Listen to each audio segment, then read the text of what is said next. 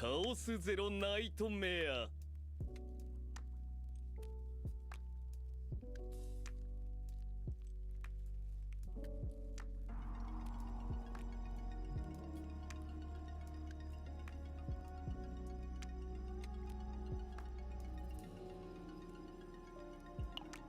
あら。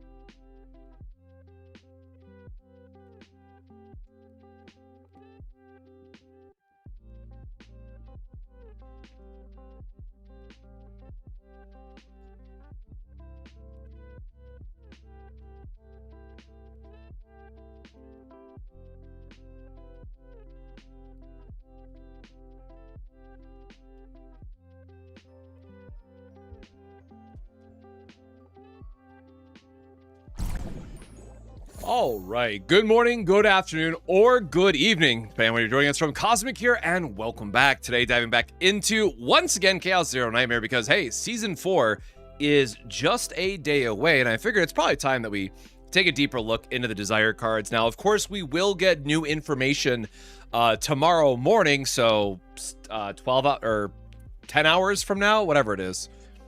Yeah, a little bit less than 10 hours from now, we'll be getting all new information, but I think there's enough about the Desire cards that there's at least some grounds to talk on. Just think about what it means for future builds and how, again, they're going to have to buff them for Season 4.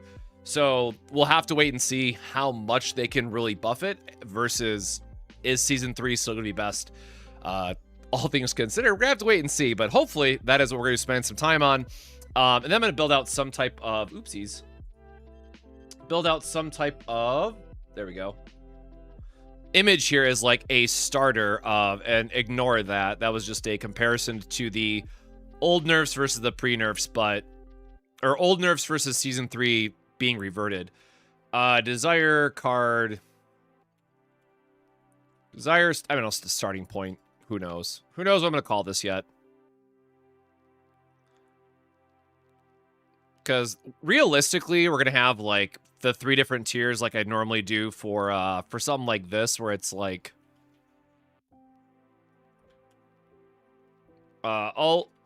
always good situational SG, why bother? And that means Smilegate, why bother? Like, we gotta buff this stuff, so gonna try to categorize it like this somehow. So this will be kind of what we're focusing on, building this out. It's kind of not evenly spaced.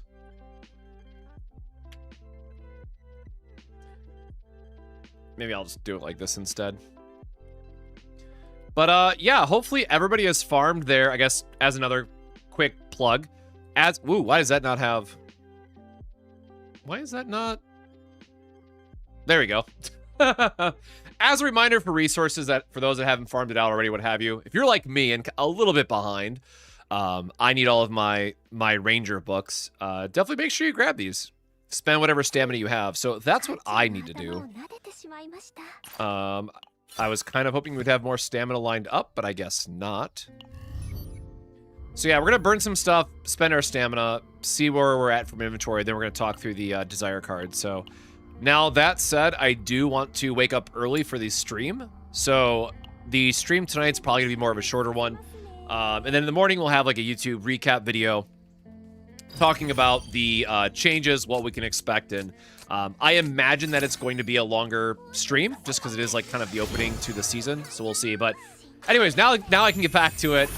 Yang, Roland, Zan, and Tenji, welcome all in, everybody.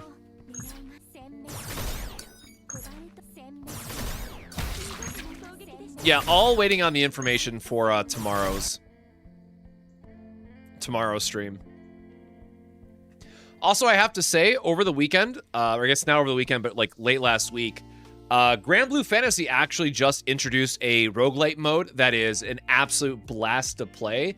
So part of it, obviously, I just didn't want to interact with all the drama that was going around with CZN, but also Bree and I were playing it offline, so it was just really nice to play through that game mode and have something like so new and refreshing in Grand Blue Fantasy, and it's actually like super well thought out as well, which is really nice. Okay, how many books do I have? What is it again? It's 47, so not a lot of extra blue. Oh, I guess we're actually not that far off. Never mind. Sick. I forgot it's 15 per 100. So it's gonna be 49? Close enough. That should actually be just enough.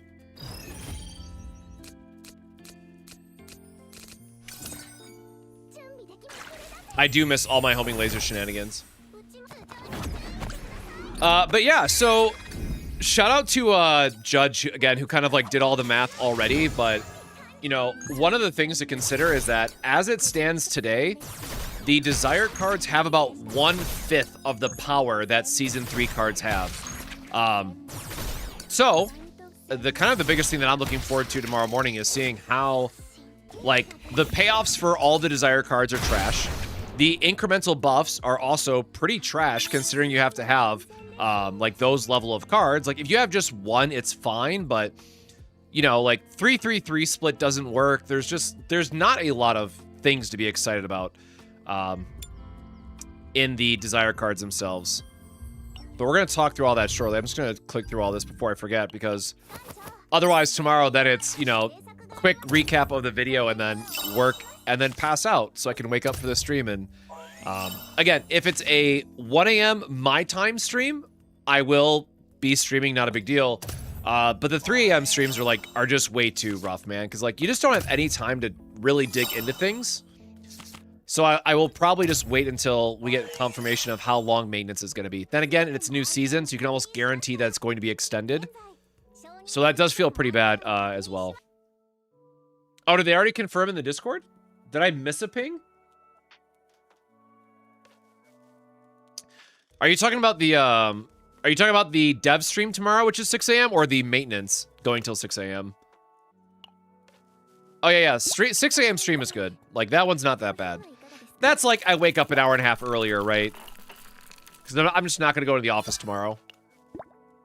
That one's, like, not bad, all things considered. Simulation. We got a little bit more. We're just going to cap out on our...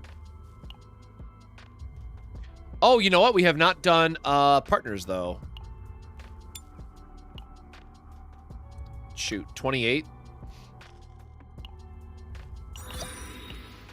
私が先頭に立ちます。さあ。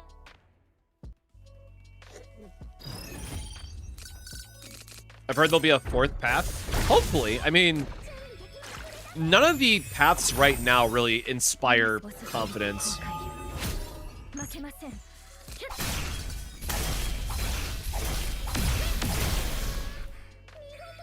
Man, I'm gonna miss Hidimari this season. Okay. Let us pull up the archive. Oops, wrong one. I probably should space these out a little bit better.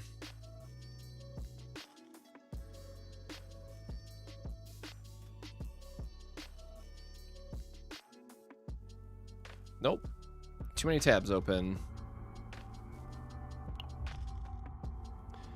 Okay, so one thing to note as well, what's gonna be the easiest way to grab all these? Oh, those are all the payoffs. Yeah, I guess we just grab, like, the full block of these to start. The unfortunate part is, like, there's just so much text on all of these, right? There's not, like, a good way to have them all listed. So what we got? Inquiry, we need claim.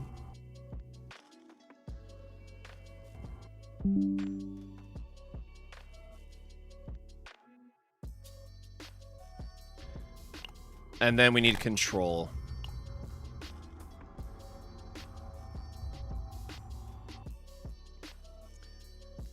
All right, so let us get the obvious one out of the way.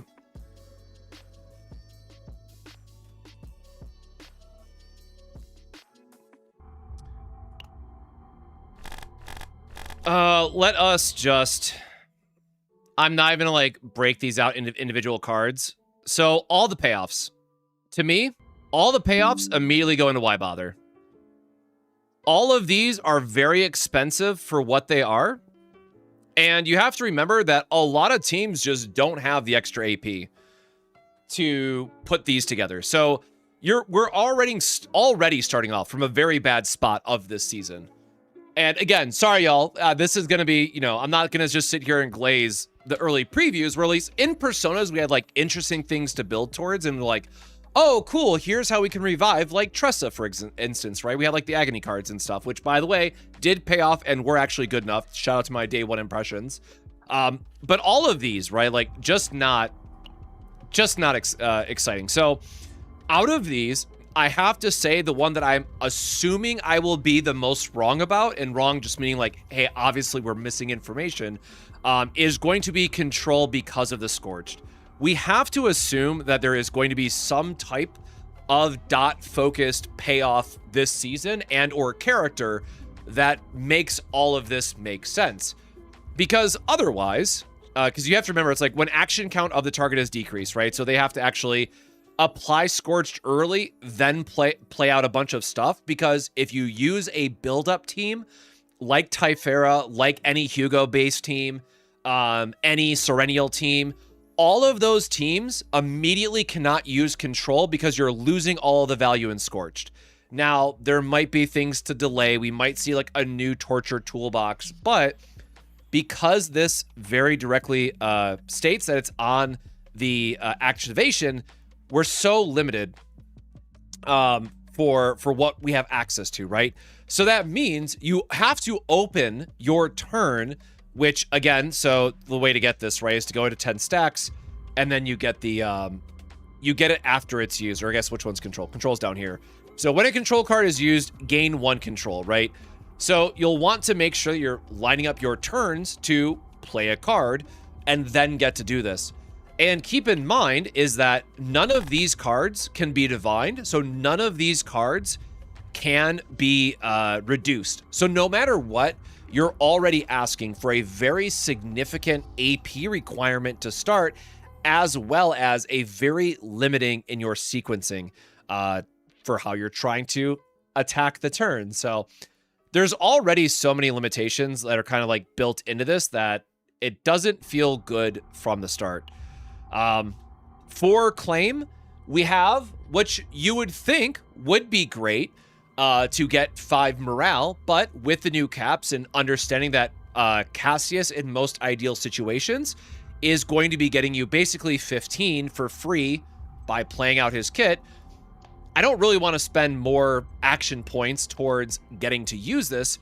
And, you know, the 700% damage, you're likely putting this on some type of support anyways, so the damage text is largely irrelevant. It's not ever going to be built in a way where you're like, oh my god, look at all this damage I'm getting out of it.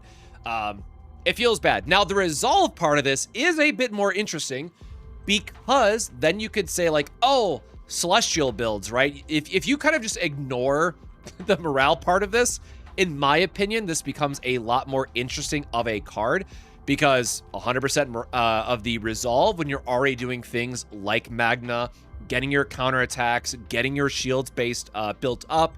You have Adelheid, who is going to then give you the retained shield, which obviously this would be then really good for her. You start to see where more of this comes together. But it's like, okay, are we going to see more, are we going to be able to see more characters like Calliope who have Celestial built in? Because that is where this card is really going to shine, because otherwise, as we know, Vanguards are a bit limited in their either AP generation or generally how they're navigating their turns, with the one exception of Adelheid, because Adelheid has her blessings. She gets it all for free, what have you. That said, again, if we are taking the context of like who's really going to see a lot of this right now, it's pretty much Calliope, and like that's it. Like, yes, the morale is also going to help you with the counterattacks. So Adelheid, I would also, you know, make some kind of sense that, okay, sure, she's going to use it as well. But between those two combatants, I think that's it. Like, y'all keep me honest. And let me just like triple check that I'm not forgetting anybody, right? So like Adelheid, 9 never wants this. Magna, you're always...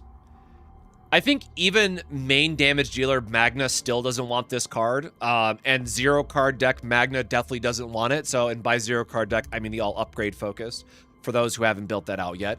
Calliope, MVP, definitely wants it. Amir, no. Maribel, not really. Maybe more Maribel because she does have the counterattack plus extra hits that like is somewhat relevant. So like, you know, S tier Adelheid, Calliope, maybe like B tier Maribel, and then like never using this on anybody else. So we're already like, if the best case for this is, you know, it's going to be Calliope and Adelheid, I immediately think back to Season 3 cards where it's like, oh, I would just rather use the Vanguard cards out of Season 3, get the extra shield, get the super counterattacks. Like, all of that is immediately so much more value for a single action point. So, again, to be fair, and the disclaimer I'm probably going to have to keep making until tomorrow, a lot of this is based on the assumption that there is not a way to play these for free. Maybe there is an engraving that'll say your first payoff card, whatever it would be, whatever they call them, right? Your first desire payoff each turn is free. Again, I don't know why the first one would matter, but you get the idea, right? There's got to be some other type of thing that we're doing like for these buildups.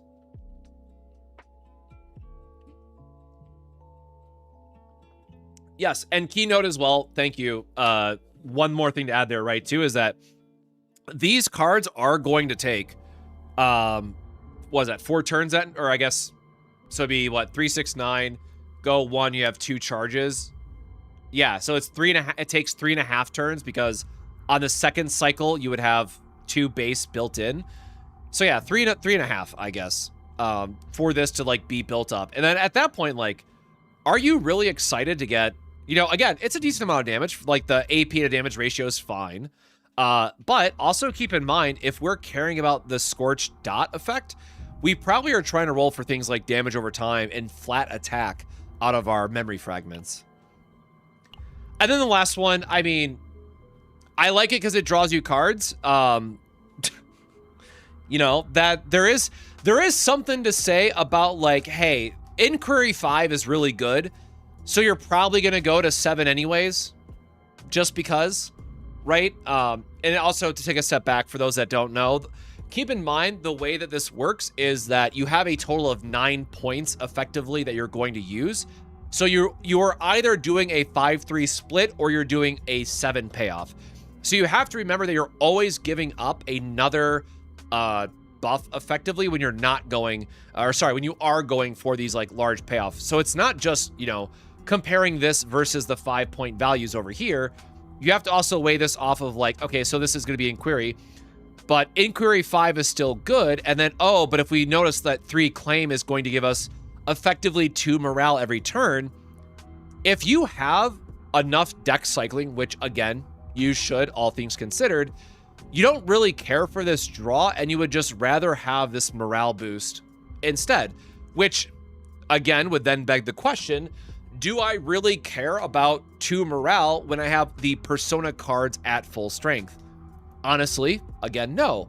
So there's already so much against these cards as they exist. Actually, can you guys still see the, I guess kind of not really. You can kind of see the buffs on the side. You can see like the important ones at least. Maybe I'll like drop it down. Oop. I guess I'm hiding behind the other one, but let me just do this really quick. Just so we can keep these like all referenced together. Sure, the other one's cut off, but again, personally, I really don't like control. So I guess maybe I'll do this. Maybe I'll also do like, I think maybe we do it like this, right? If I'm just gonna go ahead and assign these, I think this is where they're at. Now, again, this is not payoff. This is just like, how do I value these, right? Because the big thing with control is that if you think about the payoff, okay, when an enemy acts, 1 agony on the target, that can be good if you have an agony build. So like control 3 is fine. Maybe there's something more that cares for the dot side. But the thing that we're normally going to be comparing against is the 5 benefit, right? Because as we're going to devolve this conversation to, long story short, you're never looking at 7. You're always looking at a 3-5 split. So my options here are Agony, which again is not really doing a lot of damage. You're doing that for the memory fragment set that gives you a little bit extra damage in case you're lacking a 2-piece set or a 4-piece set that works on that character and you have extra damage that you want. And then the 5% crit chance for each enemy present. You have to remember that we only really care about the boss for maximizing the damage, right? For all the enemies or all the Nebula Distortion bosses that we've seen so far, generally you are going to be strong enough to kill the ads, or you're just bringing AoE anyways, that the 5% does not matter, right? Like, sure, it's super cool if you have Yuki and you just really want to power up. And there's like some very niche combos where like the Tressa on kill, gain an Agony Dagger, and then like looping that on that one boss that spawns the ads nonstop. Sure, there's super fringe gimmicky things that you can do, but in general, you do not care about 5% crit rate. Again, assuming that there is just one, that there is just the one main Nebula Distortion boss, Great Rift boss, whatever it might be. So like no part of this is good. The cards are better, I will say. Like if we talk about card value, you're going to see that control is going to definitely be the higher value, I feel. But the actual benefit and the actual boost here is not good. No, dots do not crit, if I remember correctly. It's just attack percent, extra damage triggers, elemental based damage. I think that's it. I think that's it if I remember correctly. It's been so long since I've done an Agony build that wasn't the Resonance multi-strike Tressa build, which we did highlight for inner past season.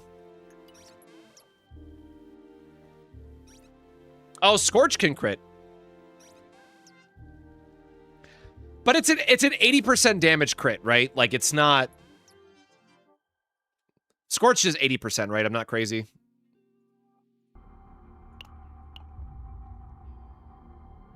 Yeah, like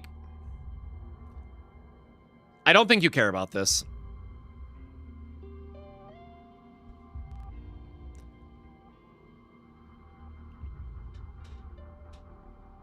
Yeah, but you can scale it with just the extra damage in terms of like what's going to give you relevant payoff, right?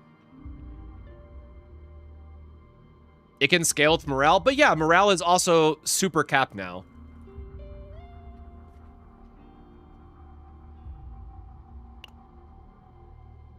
Hey, Tatiki. So yeah, I mean, like, we'll wait and see.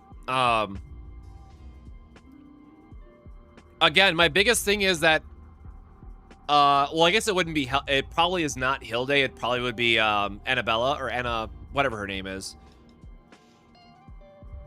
There might be like some crazy celestial dots type of damage. Arabella, thank you. Whatever, Bella. I'm gonna call her Bella for short. That's just how it's gonna go. Sorry in advance. Man, yeah, Cap's at 10 as well. Okay, hold on. I need to see the bigger picture again, because isn't there a card that just gives flat? Oh, I wish these were organized better. I really do. But I guess we just want to grab all the level 3s, right? If we're going to do this properly. Because the whole thing is, like, you're going to take whichever one of these bases at level 3.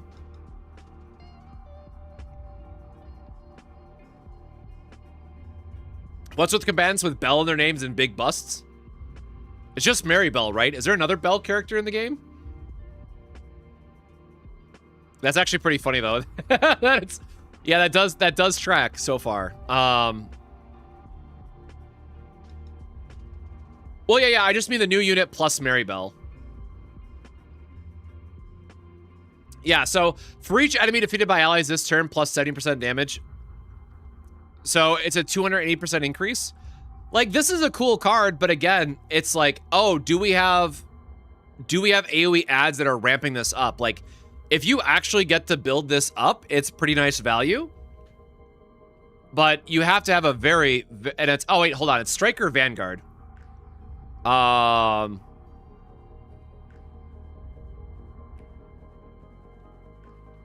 Again, Vanguard, I just go back to, let's have Khalipe doing everything, right? But the problem is, oh wait, no, you can't use Khalipe because you don't ever want to use this to trigger Celestial. Never mind. Absolutely forget where I was going with that.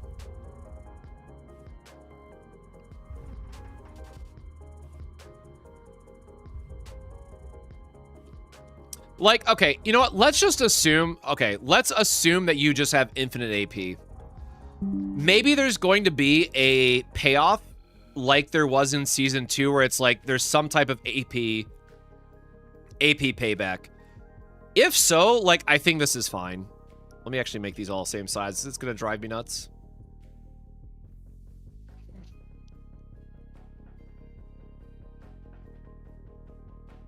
Whoop.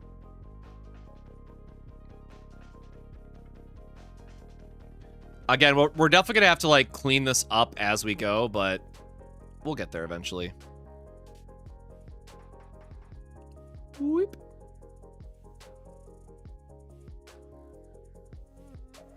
God, I already do not like how much room this is taking up.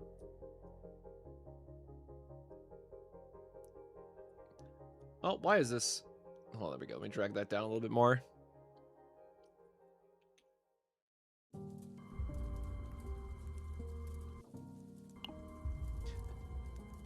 Yeah, that's the thing, right? Like, I wish it didn't say this turn. Like, that's already such a whatever. And again, keep in mind, we have to think about where these cards are based out of. Oh, I guess one other thing that I should show. Who was it? Was it my Faye save file? I think it was Faye that I did it on.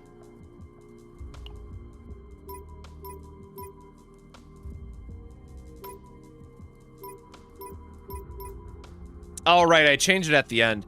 One other thing to consider is that you technically can go 1 inquiry, 1 control, 1 claim on a card. Again, I don't know why you would do that right now, but depending on what the 4th, if there's going to be a 4th class is going to be, then sure, that would be an option. But I was trying to mess around with this a little bit because I think this is a claim base. Now I forget which one sample collection is. But anyways, you can get a little bit customizable with them.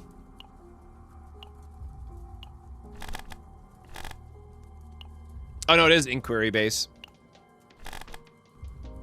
Okay, so that was post-mortem analysis. Okay. Again, 300% damage to all enemies. Striker, Vanguard exclusive. So, again, I'm very quickly leaning towards we are gonna have Bella be a Striker. I feel like that one is just going to be a given at this point, right? We know Ranger is gonna be the first one with Hilde, right? And none of this so far is looking like it's what she is going to be using. So that does remind me I should pay extra close attention to whatever the hell Ranger cards are in this set.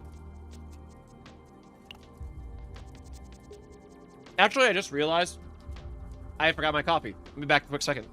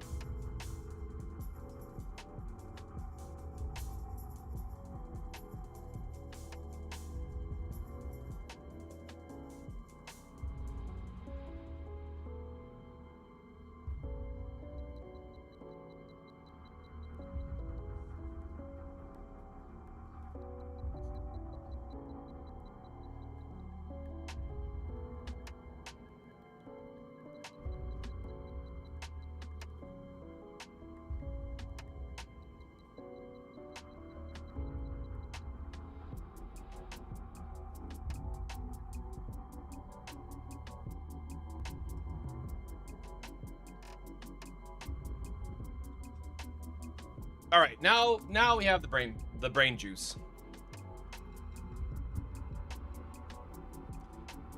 I guess this means we should probably start a second. I don't have. Surely I tweeted out the image at some point.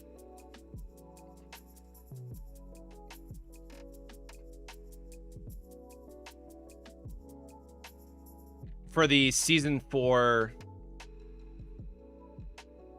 All right, I guess I didn't. Let me go grab it from the Chaos Zero Nightmare real quick. Twitter.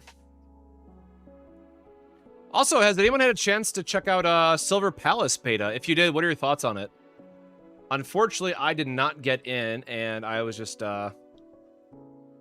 busy with other stuff. Grand Blue admittedly just took up way too much time. It was a lot because the new game mode they added was super fun. Bro, did Cezia not tweet the seasonal image? Am I crazy? I thought they did.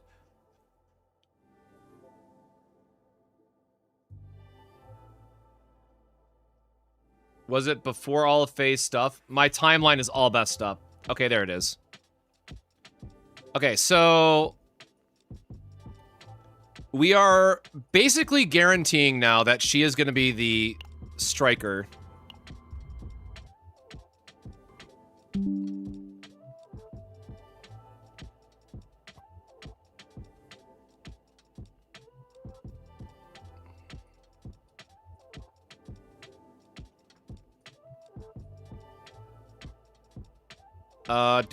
What Ranger one of these has got to be Ranger exclusive then, right? We'll come back to the other ones, but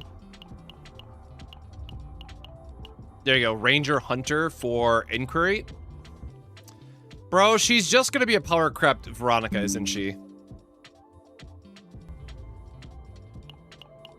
If they make Olga anything but striker, I'm gonna be so upset. Have we ever gotten 2 of the same class back to back though?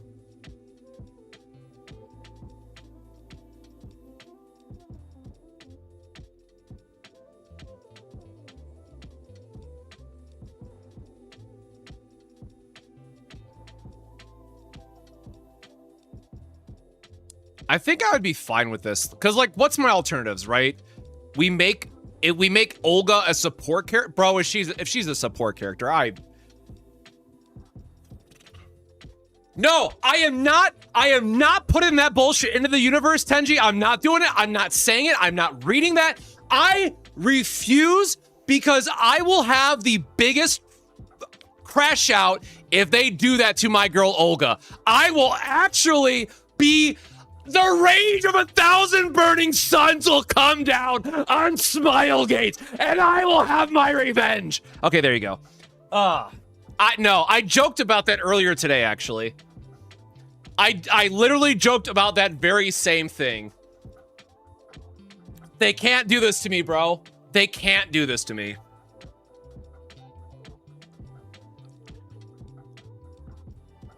So it's like, they either make this the Psionic just to mess with me personally. Striker could make sense, or I could actually see Arabella. Actually, no, because Arabella doesn't have any, Psionic doesn't have any dots in here, right? For the other, they're like all claim, if I remember correctly. I'm like getting ahead of myself now. And there's all the neutral ones too. Psionic was the draw. Actually, you know what? No.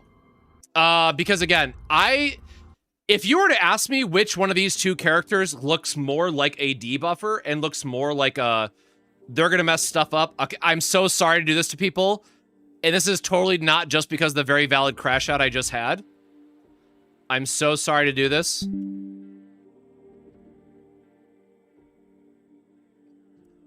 I think just based on Whip versus Scythe. I think this, if it's not double striker, and if I have to say gun to my head, I honestly hope they're both striker. But if I had to choose one of these to change, it would be that.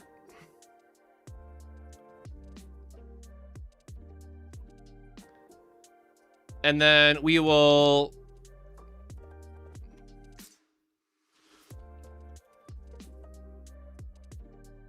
come back to this part after.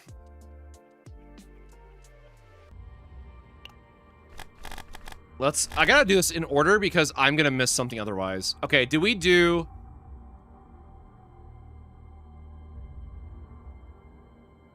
Man, that means you wouldn't really use control until the end of the season, though. Scythe in anime is very often a spellcaster weapon. Y'all really just want to break my heart. Is that how it's gonna be? It's just one little heartache at a time. Death by 1,000 cuts, y'all. I've been trying to hold on this past week. You know, and Riftbound pre-Rift. Holy shit. Was also this week, which was really nice. Also, I guess. Whoops. We got to play more Riftbound. We actually did open up a Oops, where is my camera? We got to open up some goodies. There we go. I guess the green screen is going to somewhat get it. There's my light. Sorry, this is so hard to do backwards, by the way. This is also why I had the camera flipped for the longest time, but... yeah, so that's what else I was doing instead of avoiding all the, like, CZN drama and all the stuff that was going on. Because I'm sure Reddit was just such a great place otherwise. Oh, also, I forgot to add that, because I did want to address that at the start of the stream, and I forgot, so I'm going to do it now. I know probably a lot of people either have seen or heard by now about the... Where is my... I'm just going to pull up my tweet again because I don't care to find their... Yep, there we go. I'm sure a lot of people have heard about this already. with the CEO stepping down, which to me, like, bigger picture doesn't really matter. Like, I don't think we're gonna see any meaningful impact from this. Now it is a bummer because the dude was literally just at Anime Expo. And if I, like, my personal opinion, I think this is more of a, they're just done dealing with the online side of it and wanting to step away, is my honest to goodness take, because the CN launch and just watching that community explode based on the changes. Now, again, yes, they could have been asked to step down. There's other stuff we can't really speculate because, again, nothing's actually confirmed. But more importantly, what does this mean for Chaos Zero Nightmare as a game? Now, a couple people have asked me, and I want to be very clear on the record, as the new guy coming into this space, obviously still have not experienced a lot of like the gacha life cycles and stuff. I don't want to sound like an authority on it, but speaking from my time as a salaryman and from other areas, who has watched CEOs change out at my job fairly regularly, which just is a thing in tech in general, and which by extension I assume is somewhat of a thing in gaming as well, I assume this has very little to no impact, at least in the immediate short term. If we remember back to the Anime Expo stream where they said things are generally planned out anywhere between 6 to 12 months in advance, and 6 months was the comment about characters. So I'm taking that a little bit of a liberty, but they said 9 to 12 months out. So we're not expecting any real impact from this until sometime into next year. And I'll be super honest, again, for me personally, I'm super excited for Brave Frontier Origin. I am still really excited about Silver Palace. Again, that one I think is largely going to come down to... oh, sorry, I forgot to go back to the Silver Palace thing. The optimization issues worry me greatly for Silver Palace because, as y'all know, my PC's barely holding on. I might not be able to run Silver Palace, actually. I gave them a lot of like credit at Anime Expo when the demo ran like shit because it was on site. It was just a demo build. It was Alienware, whatever, right? I was like, okay, it sucks. It is what it is. They can't fix it. They're at Anime Expo. The demo just lags and has issues, right? Whatever. But come to find out, the open beta, well, closed open beta, you know, whatever you want to call it, had a lot of issues as well. So we might not actually get to play Silver Palace as much as that bums me out. So we'll, that is a wait and see category for me. And then also Honkai Nexus Anima, I am still excited about, assuming we get a good balance between the free 5 stars versus the gacha. So my main worry about Honkai Nexus Anima is I have no idea how they monetize that game in a meaningful way. So we'll have to see. Word has it that the CEO on the right was responsible for the first iteration of CZN story. Yes, because stuff wasn't getting done. I've heard conflicting stories on if that is actually factually confirmed or not, because there was like, it was debunked originally because somebody had like a fake employee badge that said they knew the scoop, and then people debunked it, but then another source came out. So there's so much bullshit at this point about the rewrite about the original rewrite that I honestly have no idea what's right. I've heard so many different things at this point that I just don't care personally. It's unfortunate either way what happened with CZN's launch, regardless of whose fault it is.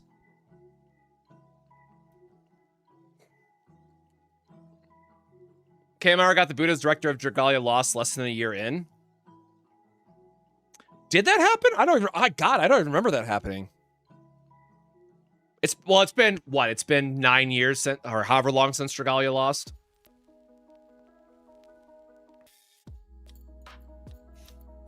Yes, Drag. Brave Frontier is coming back. There's a website and everything. We have to wait and see how they're going to modernize Brave Frontier Origins for gachas in the big 2026, but that's kind of the other thing that Silver Palace is getting heat from. All right, sorry. I guess we're going to talk about this too, because I feel very strongly about it, but I realize that it's become a very hot topic in the greater gacha community. Let me see if I can find Captain's post again.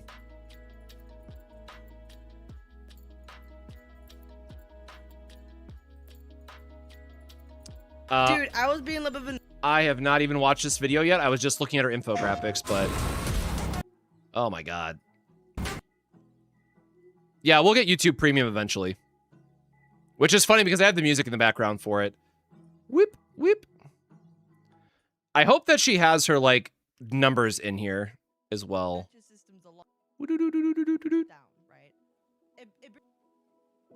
Oh, okay, so she talks through each one individually. Okay, well, never mind. I'll just grab the images. I am going to give her a quick like, though, because that's the right thing to do.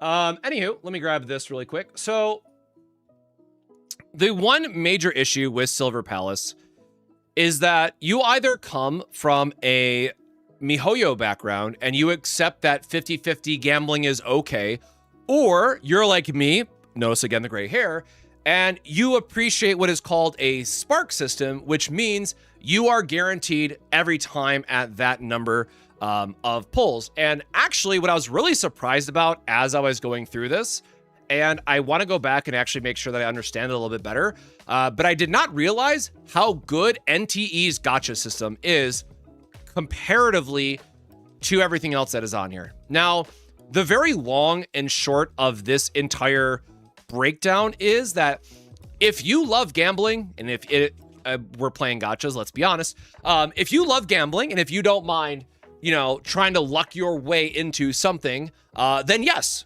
having something like your early pities that start earlier, right? Like that's where you see all these increases, these sharp increases that happen, versus Silver Palace, which is just flat and linear. You might love gambling around this mark, right? However, you have to also realize that if we think about what this means then for either the middling or average case scenario as well as the worst case scenarios, that is where Silver Palace actually gets a lot better. However, Silver Palace, even though your pity carries over to the next banner, you are always incentivized to wait to pull until you have whatever that spark value is. In Granblue Fantasy, it's 300 pulls, right? And that might sound like a lot, but in Granblue Fantasy, spark being 300 is unironically okay. I know how crazy that's going to sound until you live through Granblue Fantasy for a year, but actually speaking, 300 pulls, and I'm going to call it free-to-play friendly. That's how it is. So again, you can't focus too much on the exact numbers themselves because it always comes back to how much of the income are they giving you for all these free pulls and whatnot. And so Captain Cabinets goes into all this, but like the very, very long story short is that for Silver Palace, on average, it is equivalent to something like WUWA, but if you take the worst case scenario, or again, you're approaching the worst case scenario of like 180 pulls, Silver Palace is going to be significantly better. But again, unfortunately, as captains also came to the same conclusion, gacha players don't care what is better on paper and better for you as someone who is paying into these systems. You care about the feelings, right? And I'm guilty of this as well. As someone who's, you know, I've gambled and hit 20 pulls in CZM, like I do get that side of it, but there is something to be said about like, oh my God, I love getting my pulls at 60 and I get to then save, right? Because you have something like NTE that has this like massive spike early by comparison, right? I guess this one would have been a better graph because that says the feature characters where this is just the 80 pulls as reference. So a lot of this was like really funny to me because I kind of realized as someone who has skipped out admittedly on NTE because of all the drama at the start and I just could not be bothered. I was like, oh shit, NTE actually has like a really good gacha system, apparently. Now, again, I'm just going at these numbers at face value. I don't know what their like pull income is like. So, you know, take that as you may. But again, I think there is a lot of fights to be had yet in terms of, are you a Spark person or are you I am a degenerate gambling, I come from MiHoYo, I want to always gamble, I want to always win sort of things. And again, that's how casinos make money, man, right? Like there's always the dopamine hits, right, that you're getting when you factor in where some of these are these number payoffs hit.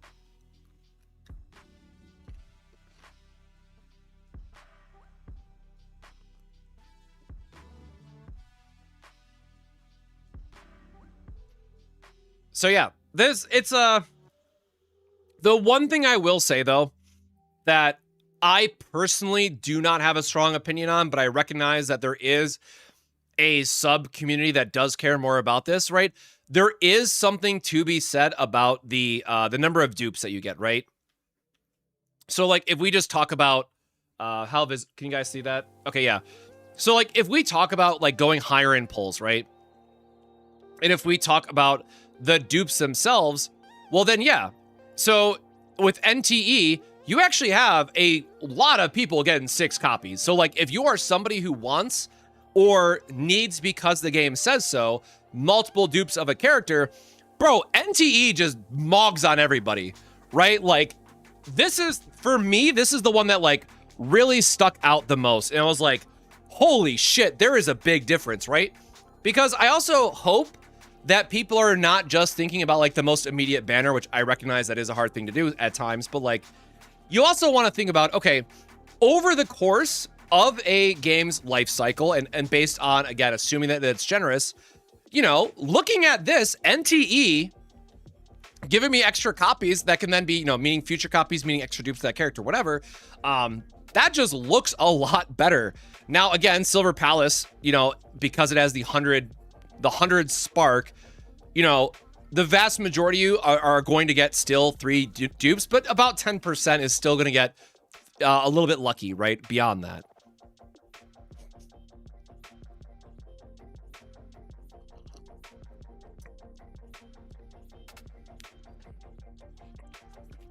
Yeah, I mean, that's the other thing, right? Like, everyone... This is why I don't really engage in these larger conversations, because you have to accept that everyone is going to have their own goals for the games, be it either fully free to play, be it a light spender and just getting like dupes of your favorite units, versus people who get like E2 on every character in CZN, right? There's going to be so many different tiers of those types of players who all have different priorities and focuses, and or even breakpoints on how they interact with the gacha. So again, I know that unfortunately Silver Palace is getting like a lot of flack, but for me personally, I really do hope, what I would love personally more than anything else, I want to see something closer to Nikkei's example, where they have like mileage and stuff, where it's just like, hey, you have a guaranteed rate for this character that you know exactly when you're going to get it, and it's going to be, important disclaimer here, it's going to be lower than what MiHoYo, again, assuming 160, 180, whatever the breakpoints are, for if you lose on your 50-50. And then you can definitely supplement that through cosmetics, through other stuff in the game. To me, that would be better. I would like to see something that is a little bit more, you know, fair to the players, for lack of a better word, considering we're talking about gachas, and then have additional monetization somewhere else. But I think if I just see another, like, anytime I see 50-50 at this point, it's just like, why, man? We're so close to getting away from 50-50 slop. I recognize that it makes the most money, and that's why we keep seeing it, but somebody just has to break the cycle, man. All right, that was definitely probably way too long of a rant on that. I'm sorry, but it's relevant.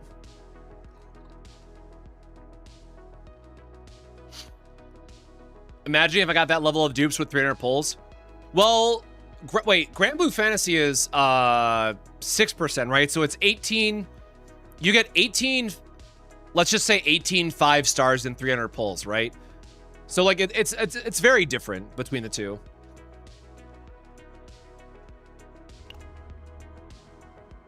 But like, we got a Bleach collab going on right now, and they gave us like 50 free pulls. I think it was 50 or 60. Yeah, 50 free pulls.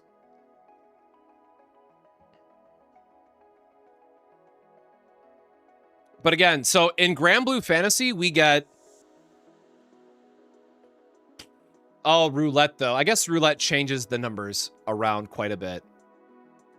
Depending on Roulette, depending on collabs and stuff like that, for Grand Blue Fantasy, we're probably getting around like 1,100 pulls a year.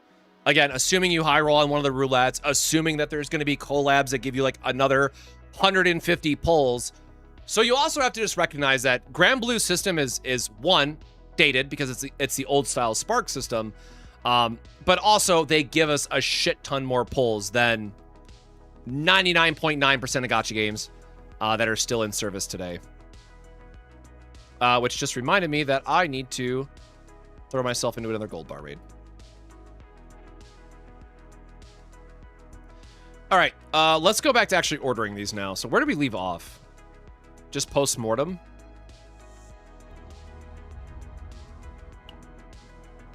I'm sorry, this is definitely going to go into Why Bother.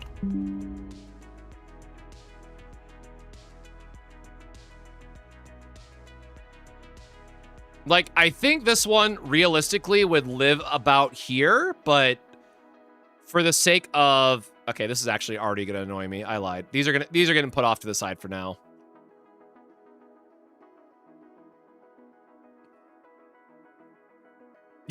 Yeah, hey, good timing, good timing. Yeah, I'm trying to do like a desired starting point and then kind of like a wish list of what I hope to see in the morning for how they change these. But like, yeah, Trader's Execution is another one that it's just like, I can't even make the case for post-mortem because like, there's a world where we care about killing a bunch of ads and then doing a big nuke on the boss, where this one just gives you Scorch to a random enemy, but we know that it caps at 10, right? So you get basically 1.5 of these cards onto the boss to do the thing that you want it to do, and it has to be a defeat trigger, and it's only a 300% value. So like, I don't know what they were planning on when they got the numbers for that card.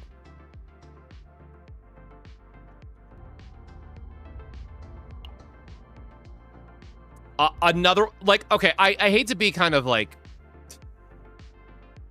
I hate to call it what it is, but like, if the card says defeat, I'm already ignoring it. Because we can just run any Persona card and it will be better. So we're kind of already in a bad spot. Even, let me be very careful on my wording. Even if the Persona cards got nerfed to the level that we saw in the preview before they reverted it, I would still run nerfed Persona cards over any single defeat card that is currently in the Desire pool. They might buff these. They might have a way that's like, oh, on defeat with a Desire card, gain X, right? But as it is right now, there has been nothing since the launch of the game that would ever give me the impression that I would ever care about something like this. Now, again, to give it its credit, to give it its due, there are other cards that you can combo with this, that you can stack like Vulnerable, Agony, Scorched, Weaken, whatever else I'm forgetting at this point. So let's just say that this card reads 390% damage, kills something, 5 morale, right? Okay. Like, very okay. Or you could just use a Truth Behind a Story, Adelheide's card that's already in the deck and get the same effect, right? Yeah.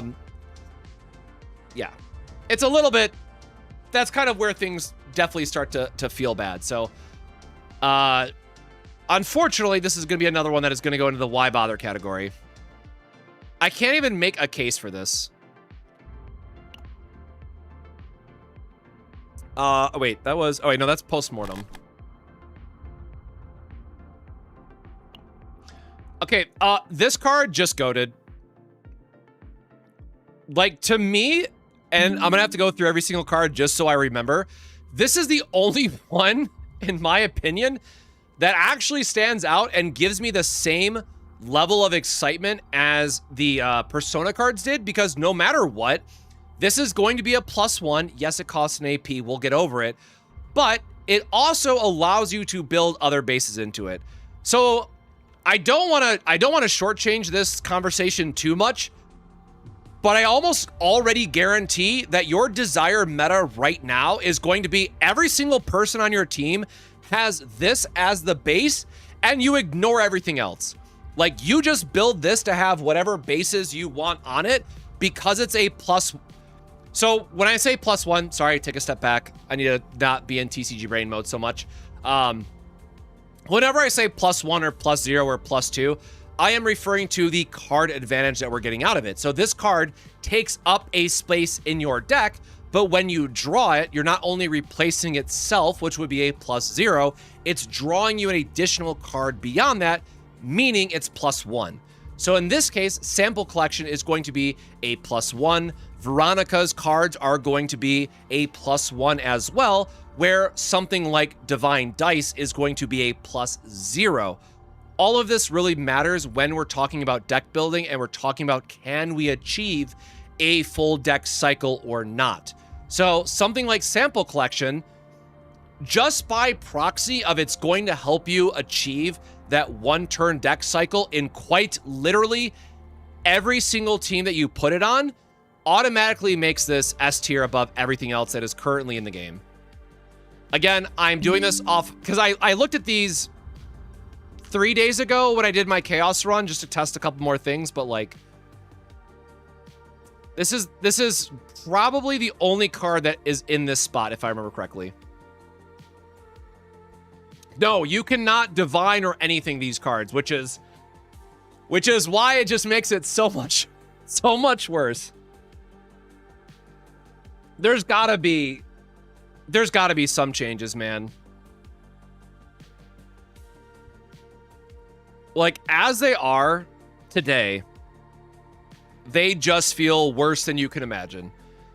And also, again, to be fair, when we think about Season 3 cards and Persona cards in general, even the weakest of Persona cards and the most situational of possible engravings are still better than anything we've seen in Desire cards.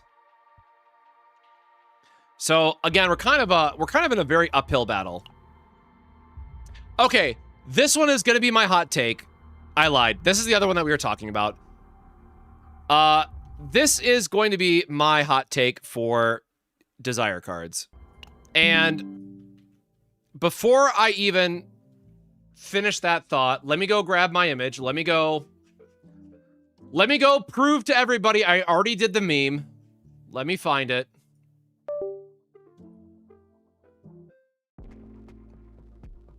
Okay, so to be fair, I already made the meme.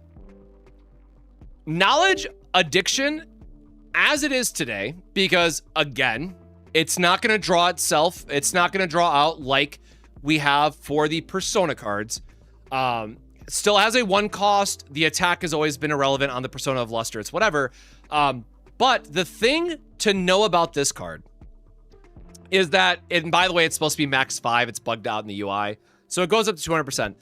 The thing to note about this card in particular for Knowledge Addiction is that it is fantastic if, and huge if, we consider the idea, the fleeting thought that the devs might remove elasticity, right?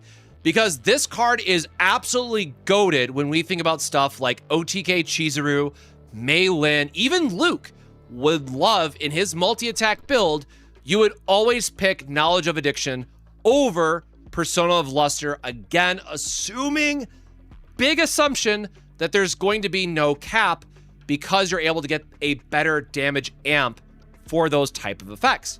However, the reality is elasticity exists. So we can never build decks where Knowledge Addiction would actually shine, right?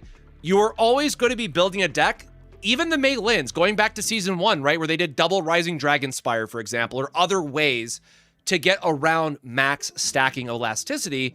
You're always going to have other cards where you will eventually just get more damage out of a deck cycle with something like Persona because you have so many other attack cards in your deck. So I know that I've already made the meme, and I know by the way that sounds, I should call this situational at best. But for the sake of, I just have to assume, because I don't know why the hell else this card exists, I have to assume that Hilde is going to have some type of like arrow barrage in her kit that is going to be one attack card that just rains down a number of arrows times X, right? That is the only possible world where this card makes sense. And if we assume then that everyone's going to be excited to play the new character, I have to put this in always good. It probably should be in situational for every reason I just said. But at least until I go further in this list, I'm going to mark it as always good.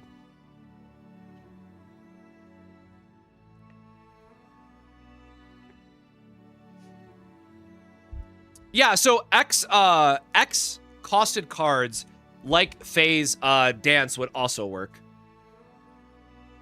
That's just, you know, more limited based on how much AP you have or other effects. Also, biggest thing is that this is a neutral card. Keep that in mind, too. So you could actually have 3 of these in an OTK build and stack something up 600% in a turn, right? Cool. For 1 turn, when drawing through an ability extra... No. What is coordinated attack is... Or no, coordinated attack is 50% base, right? For Selena. Okay, hold on. Just to make sure I'm not crazy. Or, I'm sorry, drone bombing is 50%, right?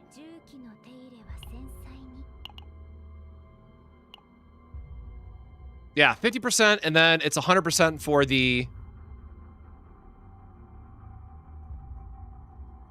Nah, man. I can't even entertain that. Oh, that is... Why is that limit 3?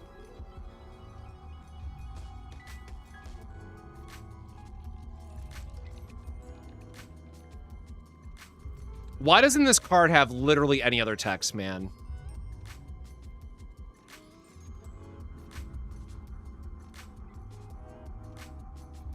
I got nothing.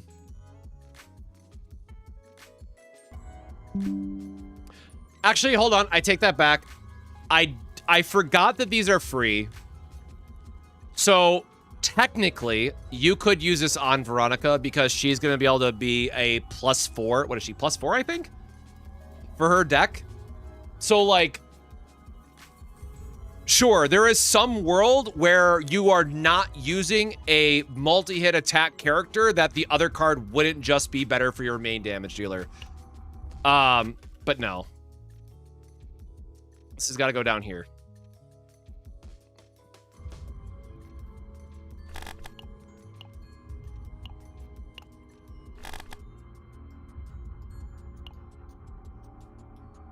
Apply a random effect between weakened, vulnerable, or agony to all enemies 3 times. Okay, this one is actually really good as well. It does cycle itself, and you have to remember that we do care about... but it's only on the controller, though. Okay, so we make the concession that this is far worse than any Persona card. We agree on that, right? But for how the season is going to be lined up, where we do care about the harmful effects and we want the extra draw, this card's actually really good. Now, again, it's only a 30% chance to draw, but this is also triggering 3 times.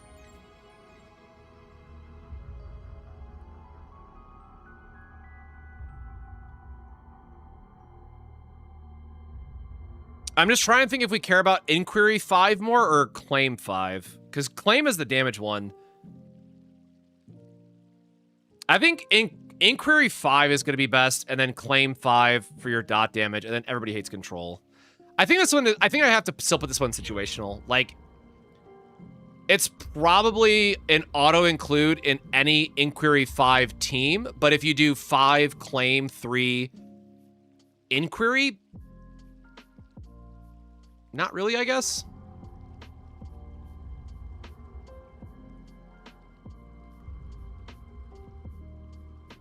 You get a hell of a lot of debuffs.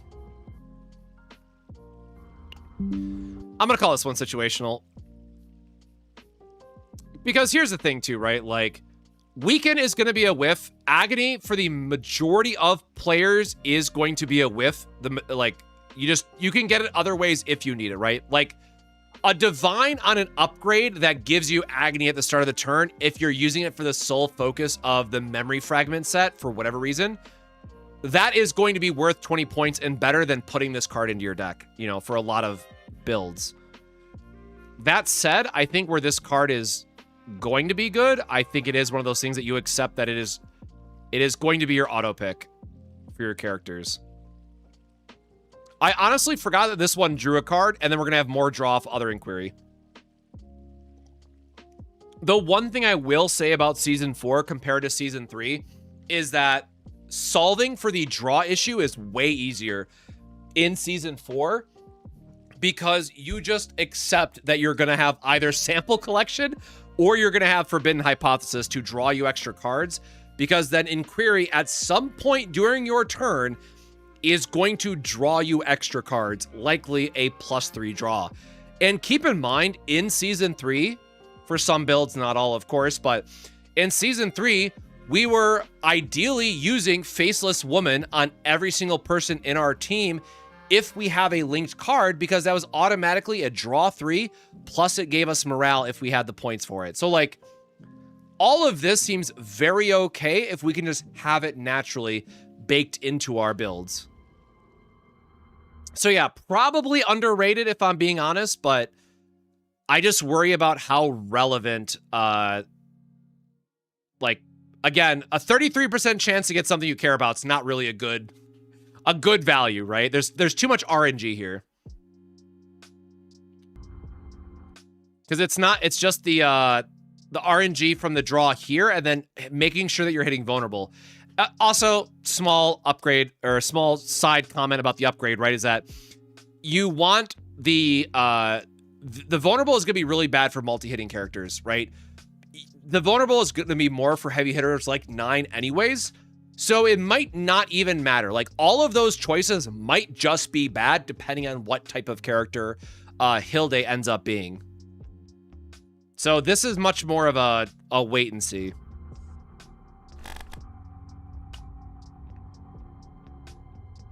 Yeah, so here's what I was talking about. Control cards, if we take them at face value, and if we understand that we have to trigger Scorched to get the most amount of value, these cards are just automatically goated. But I hate that we're also like increasing. We just spent all of Season 3 trying to delay actions with Torture Toolbox, and now we're trying to be like, okay, well, instead, let's do, and 360% damage for 1 AP is actually a good value, but we're also now trying to do 360% damage, but then also Giga decrease their action so that Scorch kills them, right? I forget if it was, I think it was this card or the other control card. Now I forget. Was it the, oh yeah, because this is like 2 free stacks of vulnerable. Yeah, never mind. This is the one that I was thinking of. In terms of like just giving you the free damage amp versus this one's gonna be more about the Scorch. So like, if you are building, if you care more about dot damage, right?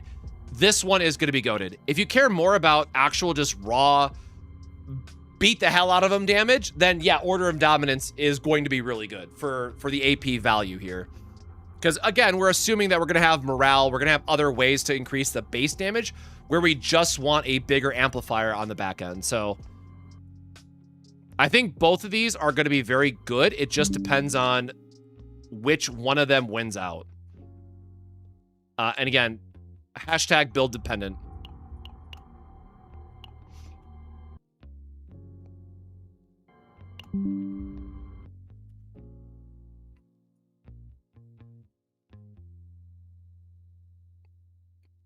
I almost feel bad putting them in situational when, like, you know one of these are absolutely going to be played.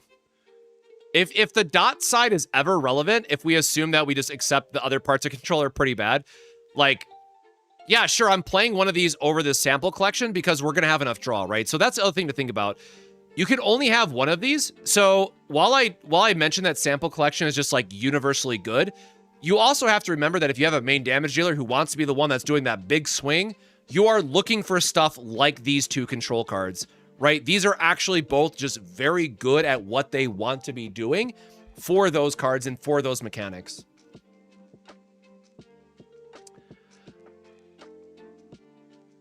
Do I think we'll ever buff these cards, giving everything that will happen or the not nerfs? Yeah, I am a bit worried how they are going to buff this season, knowing that a lot of people are going... My biggest fear for this season is that people see the seasonal mechanic, they play for like a day. Okay, sorry. Let me think about the average person. They play for a week. Let's just say a week, right? The average person plays for a week. They take the time, do a couple of chaos delegations a day. They build up their team. They say, okay, I want to go jam season 4. Here is my season 4 deck. Here's the best cards that I can build with it. And you realize that you're doing like no damage whatsoever compared to season 3. And then people just quit for 9 weeks, right? That is the worst possible outcome for the stream tomorrow, to like call it like it is. So unless we see some very dramatic buffs, let's go play Genshin or something. Like, I joke a little bit, but like, it's gonna be a very brutal season to try to play and make content for, when every conversation is gonna be like, you know, oh, you're a content creator, you're just shilling the new content. Why don't you just run Persona decks, right? Like, yeah, obviously, but I also want to play with new cards and test new things. But where it is today, like, I'm going to get called to shill just because I'm trying to push season 4 and trying to do builds for season 4 because I want to do new stuff. But it's looking very dire, if I'm being honest. Yeah, or Mori Mins would have been a more appropriate reference.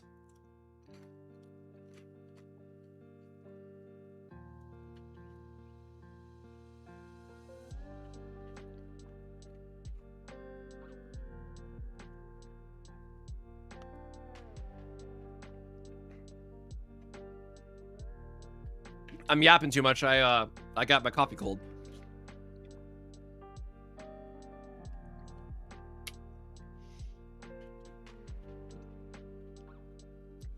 All right. Well, that was really nice to knock both of those out, I guess.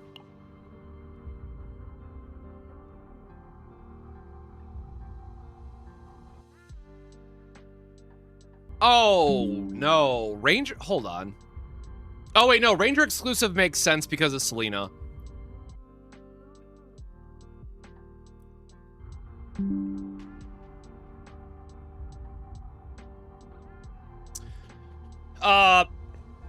Okay, hold on. So Selena main damage dealer is okay. Hugo, I guess? If you... Here's the thing, y'all. I don't have extra attack memory fragments, so I can't even, like, reasonably test the damage on those builds. Other than, like, just adding up a bunch of flat percentages, right? I just don't think you... Excuse me, I just don't think you take this card either. But I noticed it was Ranger and Hunter. Like, on paper... If you're built heavy into extra attack, this is probably fine, but it's just kind of rough otherwise.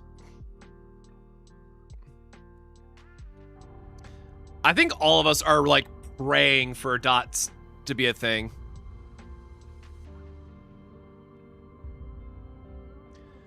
Okay, so, again, Psionic exclusive, control, like, this is a support card. Where we're gonna have Agony, right? We're gonna have Agony on the boss for free. So this card really says pay 1, 3 vulnerable, 1 weaken, and 3 scorched, right? Weaken you kind of don't care about. Vulnerable is only good on some strikers, and then scorched is like a to be seen. So unfortunately, if I were to, like, kind of rate this card, again, assuming that I want something like the draw and I just need the extra help filtering through my decks and whatnot. This is another one that just like does not feel that great. Oh shoot, I have to respond to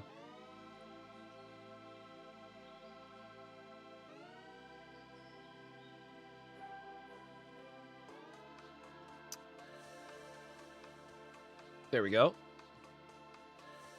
Boop. Okay, so yeah, this is another one that's like, I always have to rate these against stuff like this, right? Like, if we put these, oops, not that one.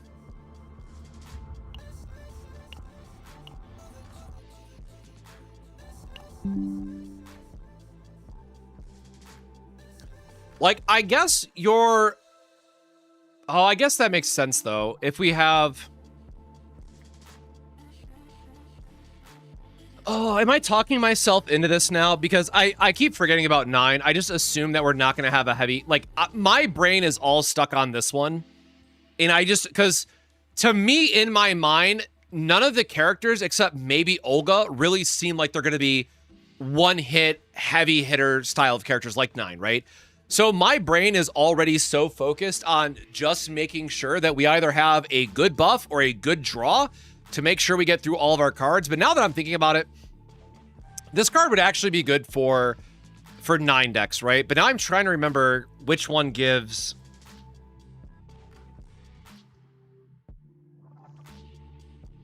Yeah, so you'd have to do Inquiry plus Control. No, you would still just do Inquiry 5, Control 3. Never mind. That's fine.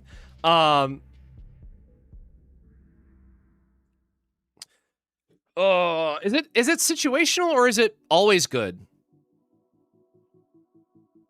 I think I might actually have to put this as kind of if I think about the bigger roster, maybe I take back. I was too focused on the Weaken and Scorched, but now I'm realizing that it's not an attack, so you're not giving up other vulnerable stacks, right? So you can stack more vulnerable. It's not like your Kalipe builds that eat one of the vulnerables that they always apply, right? Damn, that's actually... I've been too Scorch pilled. I think I actually do rate this one high. And we can, if we do Inquiry 5, we have a chance for the extra draw, so that's not as bad either. I think you just accept this as a everybody can get vulnerable card. I've been using Magna for so long that I haven't really cared about this sort of thing. Or you play Orlea, where you're doing like an OTK build, you can set up the vulnerable very easily with Softy, and it's fine. But yeah, like harder would be really good. I mean, shit, if you had 2 supports with this, assuming you had enough draw, your double support could be like 6 vulnerable into 6 hit Arpeggio, which would be sick. Okay, yeah, if I put Knowledge Addiction in Always Good, I think I have to, like, I'm obligated to put Neil before me in this. I just hate that it's control, man. Like, I just don't think we care enough about control bases. Oh, that's not true. Because 3 Claim doesn't do anything for heavy hit builds. Like, if you're playing 9, you don't care about 2 morale anyways.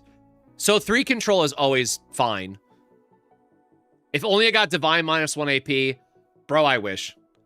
But here's the thing, right? We're coming out of a season where we all put, okay, not all, but you get what I'm saying, is that like we just came out of a season where we were okay spending 3 of our, we'll say 2 to 3 of our AP depending on builds. We were spending 2 to 3 AP every turn playing Persona cards, and this is more or less the same thing, right? It is still a 1-cost card that is applying a buff. So I think that is okay.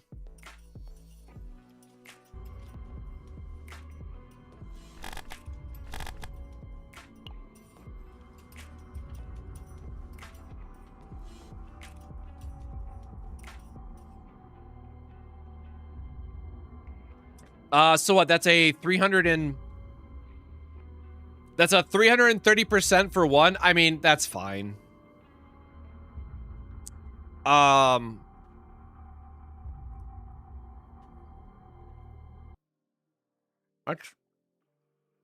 each type of harmful effect. Weaken. How many harmful effects are there? Agony, Scorched, Weaken. Does Vulnerable count as well then? Does like Owen's Fortitude? There's got to be enough ways to make this good. I'm going to call it situational, but I think it's still one of those things that like, if we assume that this is triggered by like everything I just listed off and we don't need the draw, sure, I guess.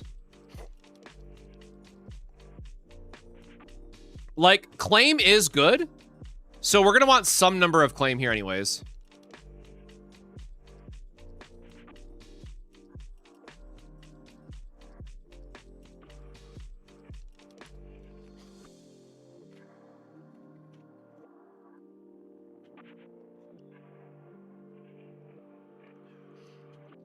Yeah, the 160 limit, I agree, does hurt a little bit, but like, you're still getting a 330 hit out of this.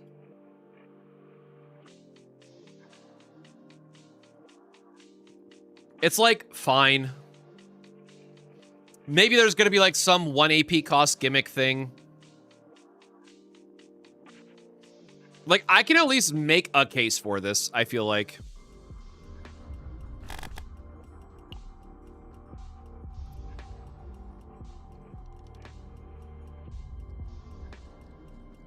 Oh yeah, so this one says max 5. Man, it's a neutral card. I like it. It's claim, I guess. It gives you the debuffs that you want for Inquiry.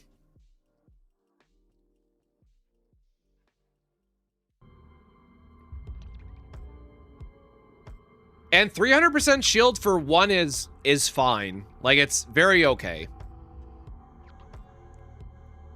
I don't love it, but I definitely like feel there is a build where you want a little bit of shield.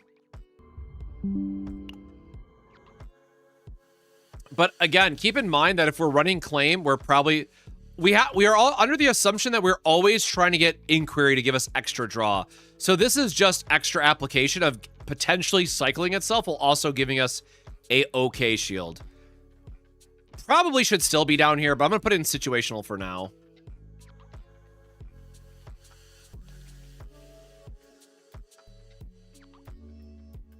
Man, I would... This is like if they give us Necrosis, right? We care about this card all of a sudden. Maybe I don't care about it then. Like, we're going to have so many other ways to apply dots, hopefully, that maybe we just don't care about it. Like, this is a... I'm building it for... Sorry, I guess my head's in the way now. This is a... I'm building it for... Here, let me go like this. There we go. I would build this for Nebula Distortion, right? With Necrosis, which for those that don't know, if you try to heal yourself, you take damage instead, and it's a significant amount of damage at that. We're at least getting a little bit of shield instead.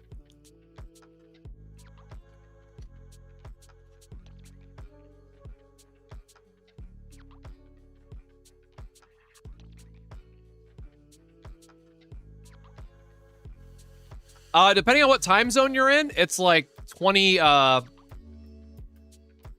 my god, 24, 28 would be 2 a.m. The new character is about 28 hours from now.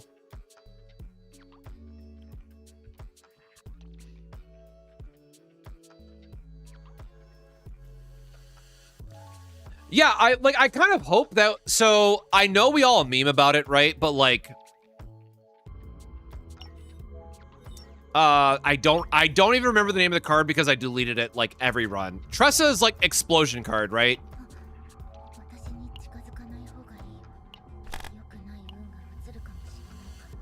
Okay, like, this is a bit of a meme, but hear me out. If we have Bella, we assume Bella's gonna be the Psionic, right? if they were to change this card, that would say, instead of like don't consume it, but activate all agony and all scorched on the enemy without consuming the stacks. Very important disclaimer. That would be really cool. Now, again, we'll have to see how well we can scale scorched, but it'd be really cool to see a dot build like that with having some actual payoff. That's not just the, oh, here's 20 stacks of agony, enjoy your 5,000 damage, like, right?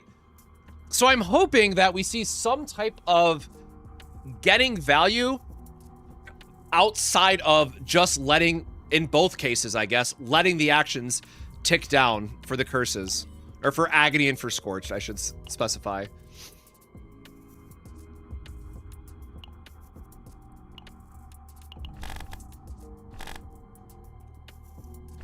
Where'd we leave off?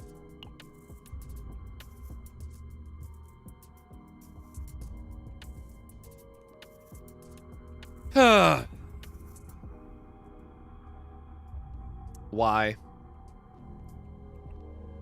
Why is this Striker Vanguard, man?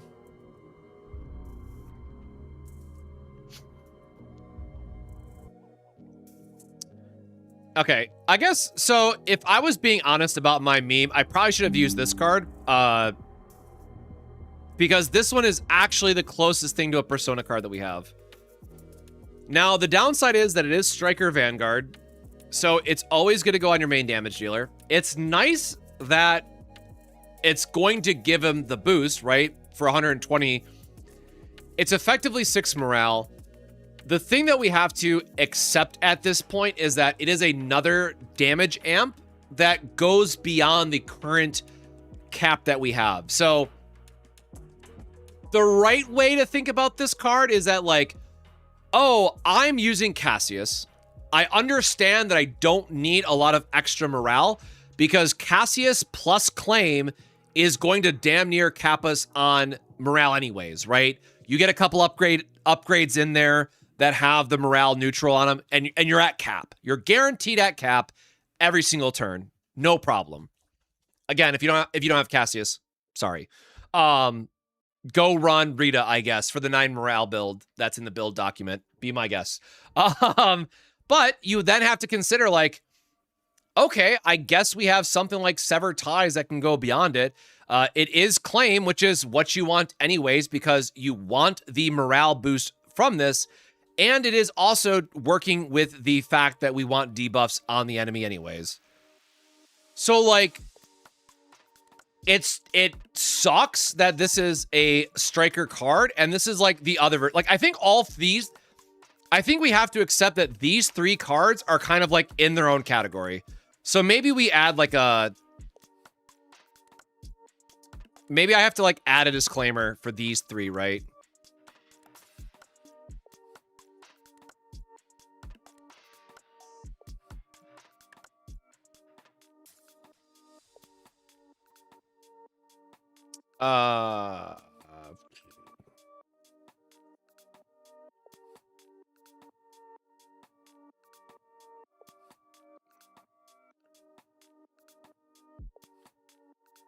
It's gonna feel so bad to even type this out, but whoop!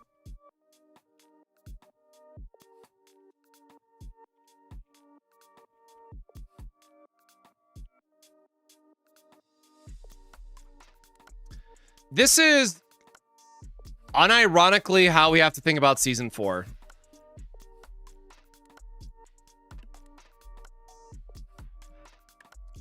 Why is there a big-ass fly there? Because each one of these are going to go towards, like, a different character, right? So, Knowledge Addiction is always going to be for your multi-hitters like Chizuru. Kneel Before Me is always going to be for things like 9, or you're just big, heavy hitters.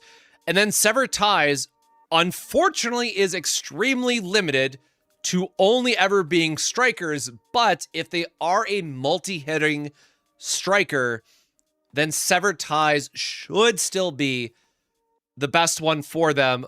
Again, assuming we're not talking about Persona cards and stuff. And sorry, I'm putting Gilded Nest back in Why Bother.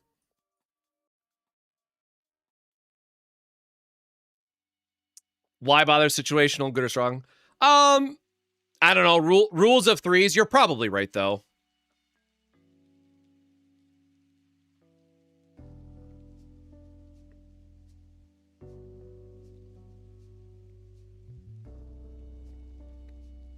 Oh, shit. I forgot to do that.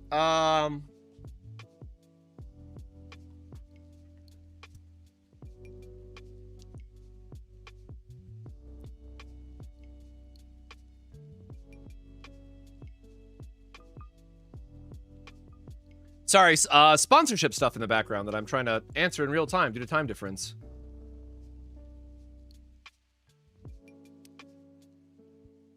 Hey, Mika, welcome on in, welcome on in. Also, by the way, it's been a minute. I still have my water, so hey, hope you're taking care of yourself. Hope you took care of your hydration needs all day long, or if you're like me and taking medication because you're older, need to otherwise, make sure to take your medication today. If you haven't, please take care of yourselves out there.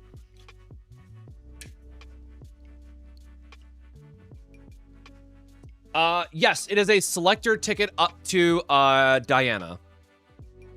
Diana? Yeah, Diana.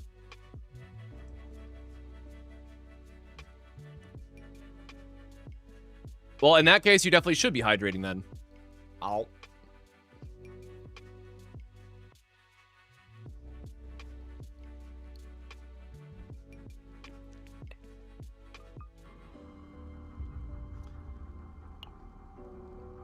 For one turn, when an attack card of another combatant is used, coordinate attacks to...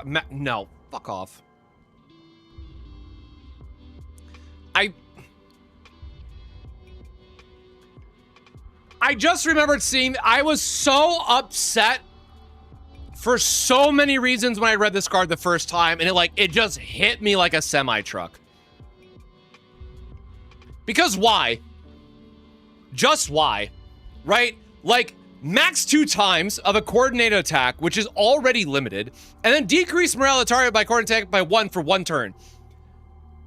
Sure, there are cards that want us to have more negative effects on the enemy, and I assume that this would count towards that. But this card is so ungodly lackluster compared to just literally anything else. There is no way that we should ever need this morale decrease for the sake of activating our other cards.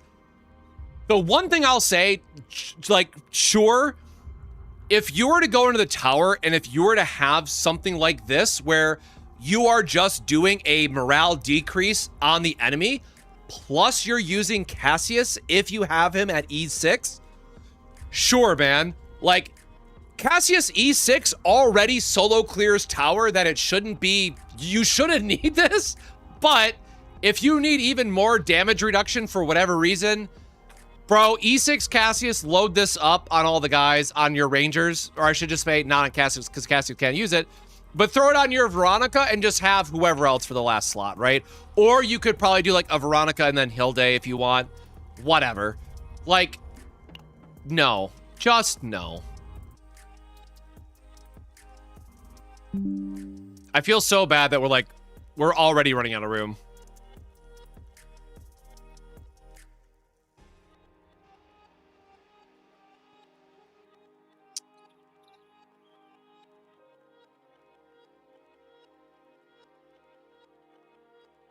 I guess maybe like...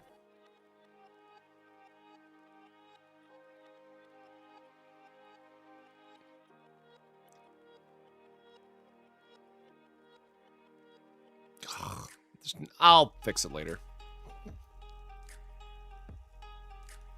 These don't seem very desirable so far. Yeah, it's kind of rough out here.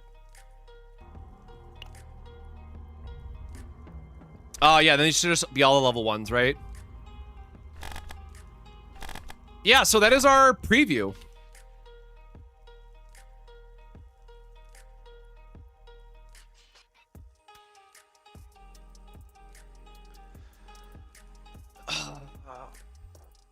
Man, here's the thing though, right, with Gilded Nest.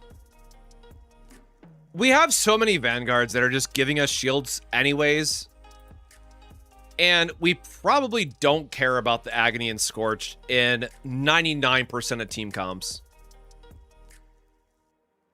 So it's like we are strictly running that card for the hopes that we care about claim, where we could just be running, or I guess Sever Ties only boost. Never mind. I would run Sample Collection even, right? I'd rather just do the draw 2 at that point. Like, I should have enough that my main Vanguard, right, can just run Sample Collection. We can build, if we need more claim for whatever reason, we could build this out to be an Inquiry level 1, claim level 2. Build it up that way, be totally fine with it, and then just have a little extra draw on top, right? I think the other thing to consider is that, like, when we factor in Sample Collection and that we're never using the full, we're never using the full 9 points in one, or I should say 7 points in one build of the 9 total, we're always going to have wiggle room on whatever we're assigning those extra points to. So, lucky for us, very lucky for us, Inquiry 3 is just, like, always fine, because it just is like a nice to have thing in majority of situations. And then claim in 3 and 5 is just where you want to be. So I guess maybe what I should do then is I should probably clarify this point too, right? Where it's like, whoop.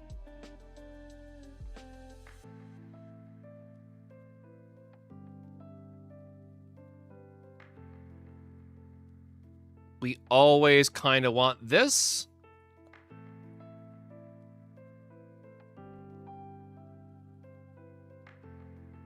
Maybe I'll like overlap it a little bit so it's like more visually apparent.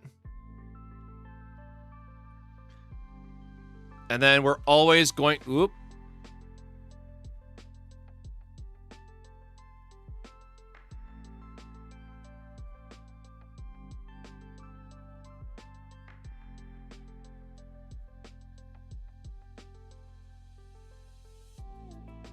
There we go. Because again, like, even the morale, if we count Vanguards for giving us counterattacks and stuff, like, the morale is always going to be decent.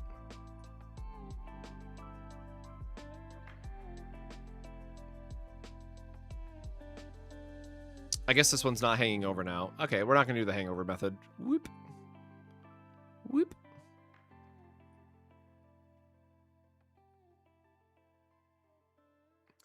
Okay, let's go back over this. See if there's anything else I changed my mind on. Postmortem analysis. I guess, am I ever playing that versus, like, does that have a home outside of Felipe? Probably not. And that's assuming you've somehow killed the other enemies already. Man, the more I think about this card, the less I like it.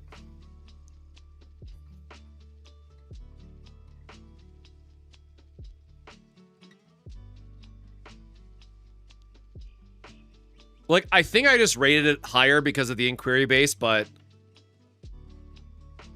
I would rather, like, between these... Wait, Forbidden Hypothesis was neutral, right? Pretty sure that was neutral. Wait, was this one neutral? Oh, no. Bro, it's Striker anyways. Never mind. The garbage-ass card. You're never gonna... No. Never mind. I forgot about Sever Ties. No, this is trash. Never mind. Absolutely never mind. We're never running a mid-ass attack card while not getting to run our best buff card. I guess I forgot to factor in, class exclusives. So hold on. Forbidden Hypothesis. That was... Okay, that's psionic, but that's fine. I think that's still okay. Obsession.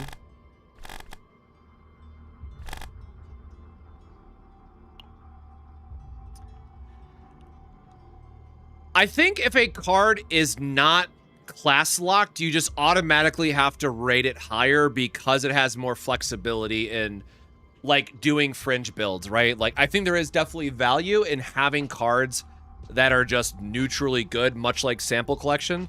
Now, again, this means that you're doing like some really off-meta, you know, make Narja a damage dealer type of thing, like I did for my tower run, where I did 3 supports and cleared tower 150, right?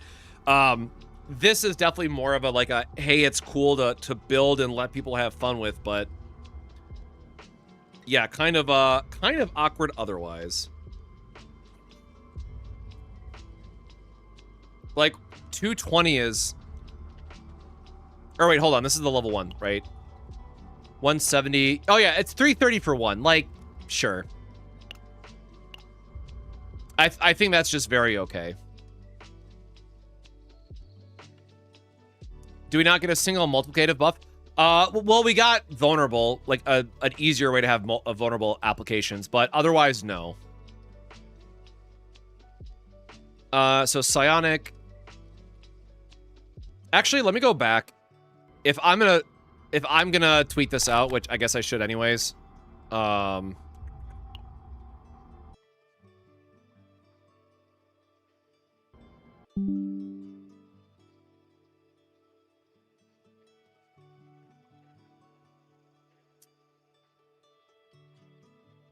I guess.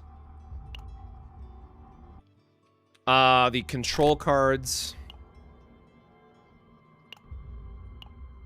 Oh shit, those are both neutral. Okay. Yeah, damn, dude. Shout out those being neutral, I guess. I think I should rank these within the tier. I'm not ranking the last category. Absolutely cannot be bothered with that, but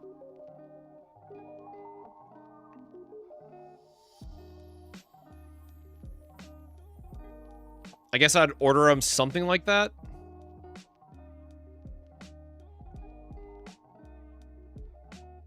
I think sample collection you have to rate the highest just because it's like the default otherwise. I'm not tripping, right? Sample collection, yeah, sample collection's neutral. Knowledge addiction.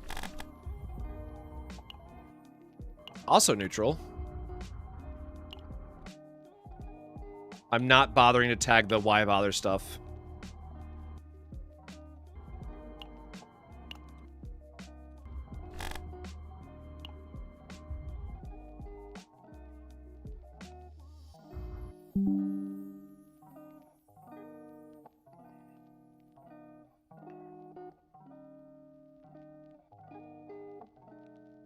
Yikes. I guess I like this because then you have like the, this is going to be most like, man, does have.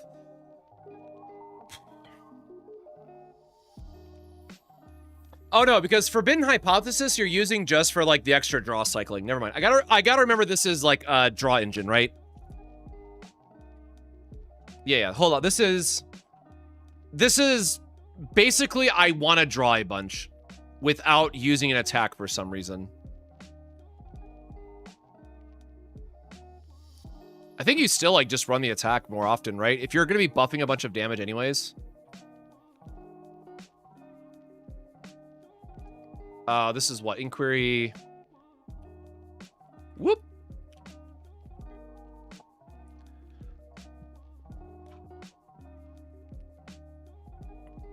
You do something like this, I guess.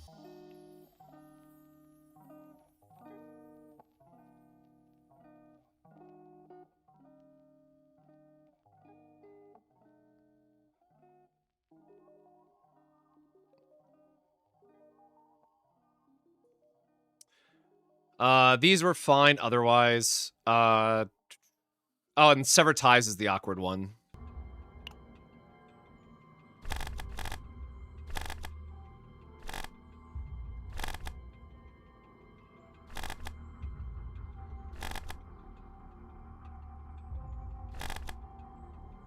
There they are.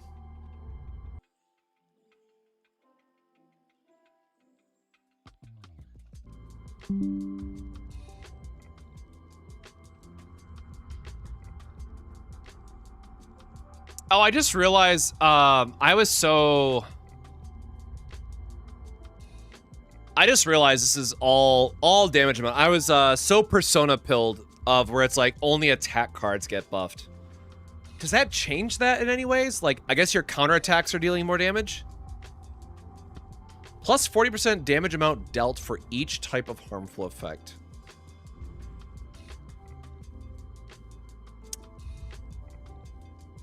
Isn't the Persona card still better, though? What was, like, the super counterattack again? I don't remember.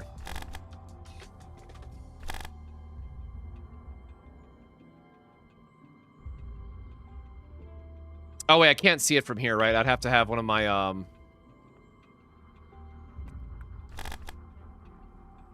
Heck, I would have to go back and, find my Vanguard that had it.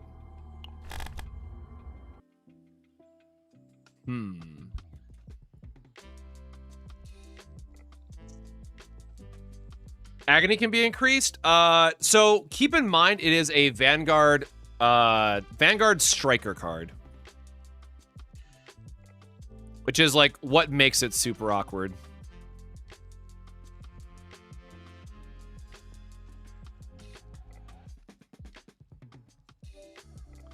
But I like reading this again, it does seem like it is all sources of damage, which does make it a lot better than you might expect.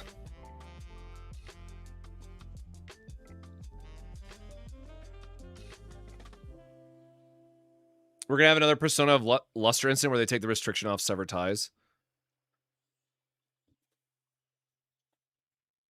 I guess what? So the only way to make this, you'd have to buff this. Oh God, bro. Oh, why'd you say that? Oh, they just make this, they remove the restrictions and make it 160. Give it one more stack, right? For each harmful effect. So you'd have to have 4 harmful effects. Agony Scorched. Oh man, I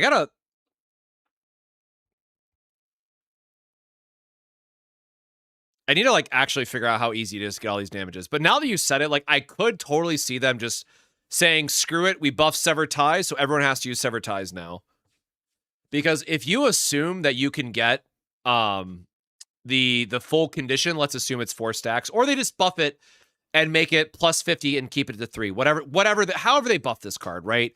Remove the class restriction, move it to 150. Call it a day, I guess. Like, I'm not going to sit here and say Season 4 is saved, but that would go a long way. Probably makes dots ridiculous as well, though.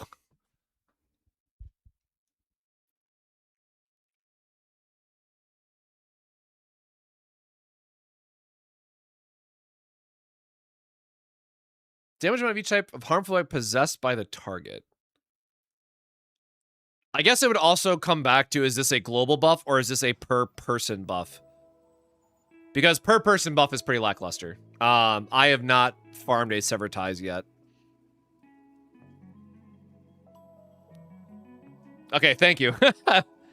Like the card was so bad I wasn't gonna bother farming it, but I guess that is like our, I wish we had a better wish list, but I think our wish list is literally just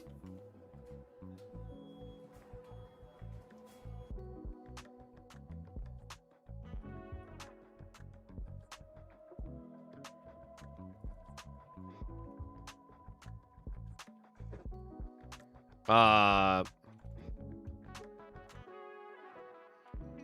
you go. Like, that's it. That is how you fix... Okay, it's killing me. That's in the way now.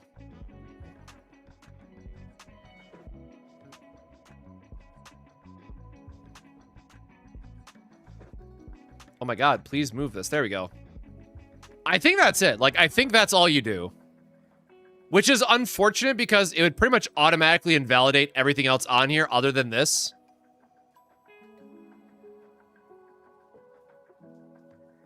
And because it's in claim, we have other ways to draw out of it, right?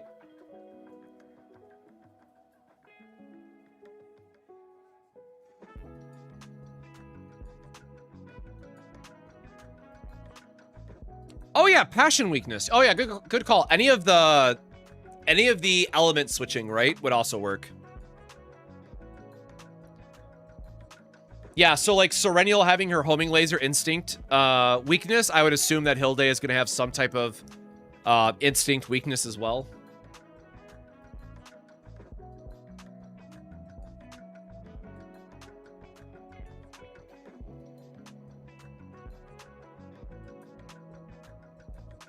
Oh, does yeah, I guess Resonance would also count. I guess that's true. Damn, there's way more. Man, is there not just like an archive notes sorties?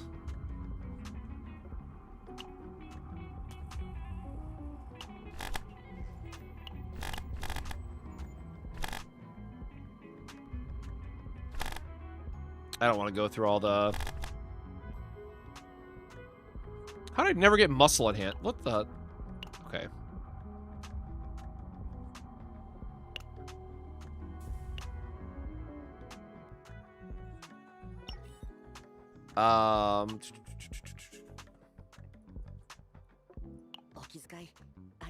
Look at how his card is worded, man.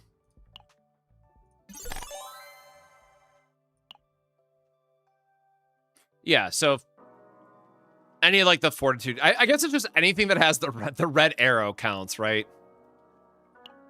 So like vulnerable would also count.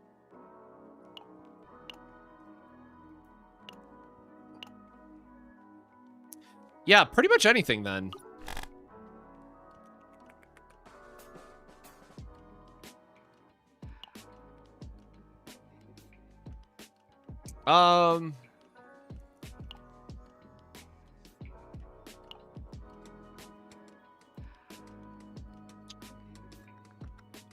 What is there besides the swarm item? Hold on. CZN meta. Where is my equipment?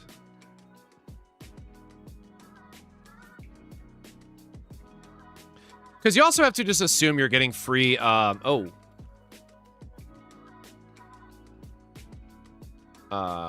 just want all. Damn.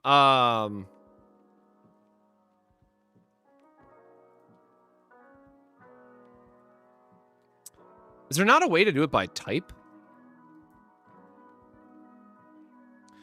Because, like, what? You have the sword, you have... Yeah. So, Voracious Swarm is the one I was thinking of, because that's just great for Agony, and it's a throwback to the Tressa build that we did, where it's like, oh, if you want to do the best Tressa build with Vital Attack in Season 2, the way to actually make it work was to put Voracious Swarm on every single one of your characters, because if you were able to go into a multi-hitting character, it would trigger multiple times.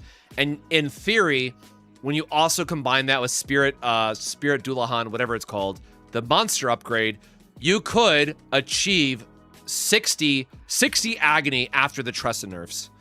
Now, unfortunately, you're giving up an accessory slot, which is not worth it, all things considered, but yeah, it's an option. Yeah, exactly, Mika. It's the Dullahan one. It's the monster card. It just sucks because it costs 50 points. On critical, gain Agony. I mean, like, you could solve... Wait, do we know what the planet preview is? Are we just going back to Bug Planet? That would actually make a lot of sense. Did they confirm that anywhere? I'm assuming we're doing Bug Planet. I just realized that.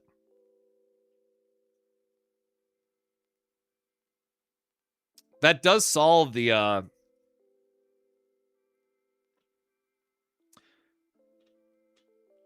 Invader. Oh, yeah. Invaders were mentioned in the Galactic News Network thing. Also, Instinct would make sense. Yeah, so not to shill this again, but I think we are coming full circle to Voracious Swarm then. Damn, that's crazy. Oh, sorry. Crimson Sword, I don't think you ever give up a weapon slot, though. Like, there's no world where Crimson Sword is connect. That's a lie. When Crimson Sword used to be unlimited Agony, as well as Agony wasn't stacked, it was sick. Can we buff Crimson Sword again? Are we at that point? Like...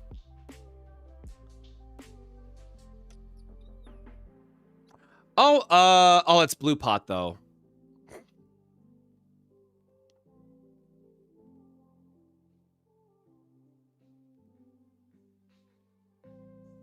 Oh, there you go. Uncapped is in Swordy.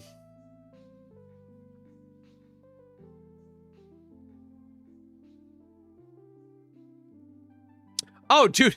I kind of forgot about Gastronomicon, actually. It's been so long since I built out a Calliope. I kind of forgot this card exists, man. Or this equipment. And yeah, I'm sure we'll see some... I'm sure there's going to be some insane seasonal stuff, but like, I always like to build out my base infographics as just like, what can players always find in the shops? Like, no matter where you're at. And then I'll build out like the section beneath that with the extra updates.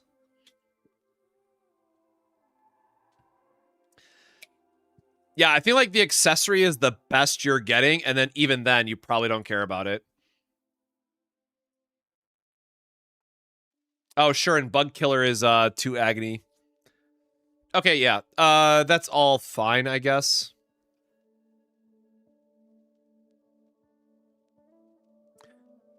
So, I mean, we can just guarantee that there's going to be a scorched chest piece or something, right? They're gonna call it flame armor. God, there's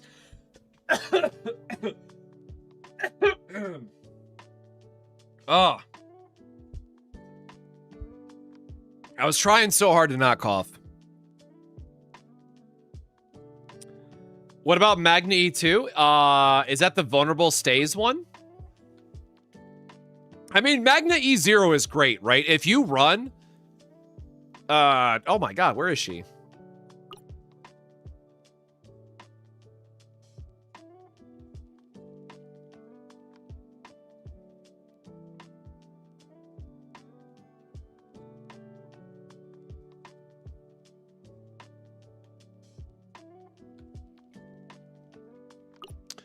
Okay, there we go.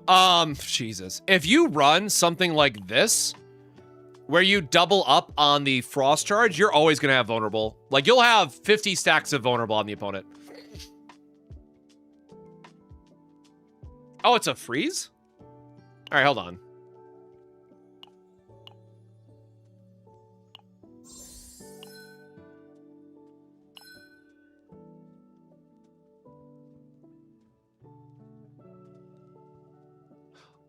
Oh, yeah, I guess that would count as well.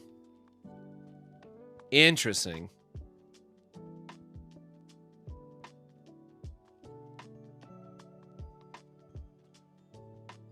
Oh, wait, when taking damage from her attack cards, though. Oh, that sucks. I guess if you build her as your, like, main source of damage, that's fine.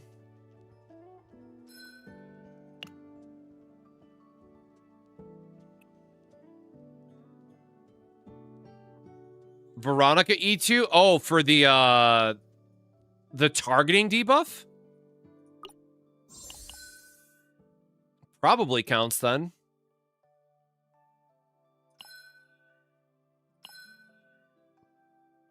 Okay, there's a lot more debuff effects than I kind of initially gave credit for.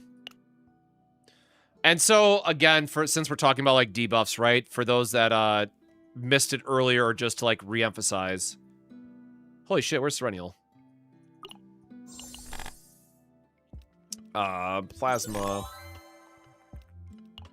Right, so stuff like Instinct Weakness is also going to count towards that limit. So, whether it's Hilde who's going to have her own version of Plasma Missile, or if you're running Selena for her Passion Weakness, or no, sorry, Meilin, or actually no, doesn't she have Passion Weakness too? Isn't drone bombing Passion Weakness is one of them? It's not the one that you take, but... Yeah, so she has Passion Weakness built in, which is good for Bella, I guess? I'm really taking a stretch here at this point, but... This would be really good to combine with Bella because you can just guarantee that you're going to have at least one automatic debuff every turn that you don't have to worry about. Now, again, there should be no issues getting 3 debuffs on the target to begin with, assuming current state known information. But this would also count while also letting you use Bella against more content in the game. So, sure.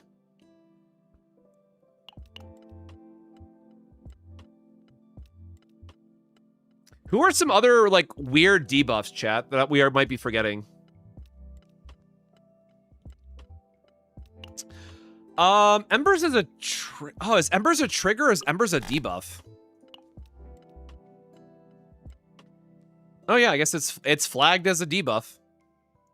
Now, again, we probably have to test all this individually. And if y'all... If y'all remember back to Season 3 and me just casually losing my mind, slowly but surely, and testing shit that worked or most often did not work despite saying in the game that it should, I'm kind of expecting that we're going to run into a lot of debuff-related bugs.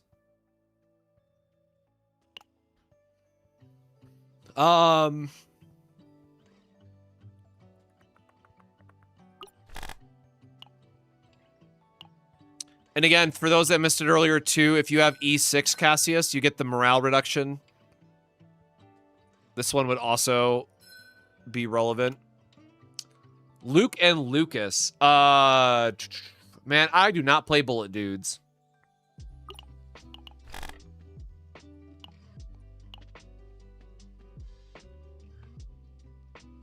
Oh, weaken and impair agony. Cool. All right.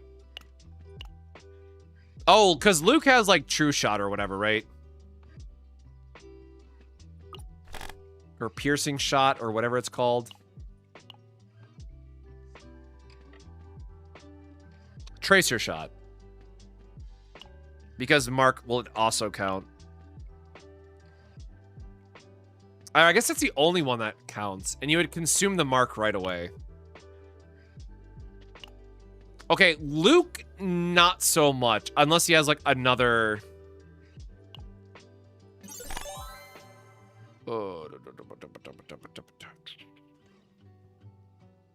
Yeah, maybe... Again, obviously Luke is still fine. Like, just thinking about who is going to be able to trigger those, you need to have a lot of debuffs sort of thing. Yeah, as others mentioned, having the resonance, excuse me. Resonance, whatever. Resonance is also going to get you there.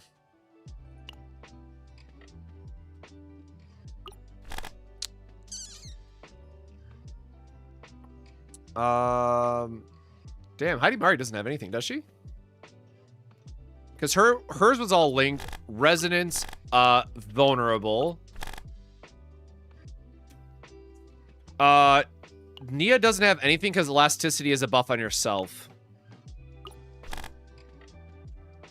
Ray is all self buffs.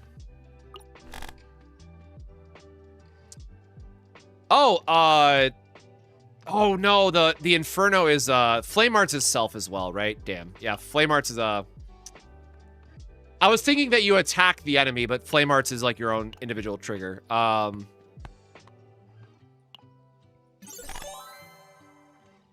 Descent is also your own stuff. Yeah, I guess nothing for her.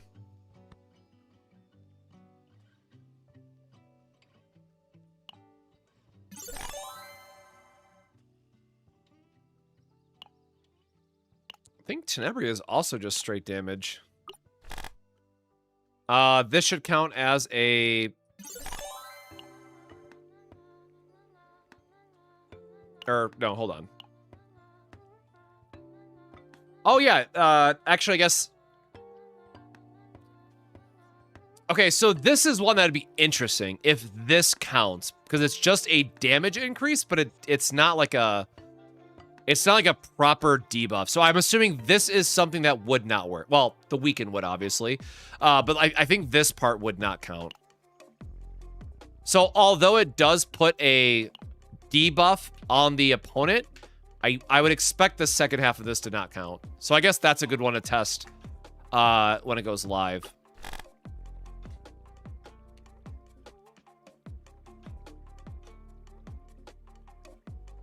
Oh, she has the vulnerable thing, right? Anyways. Yeah, so you have vulnerable for her.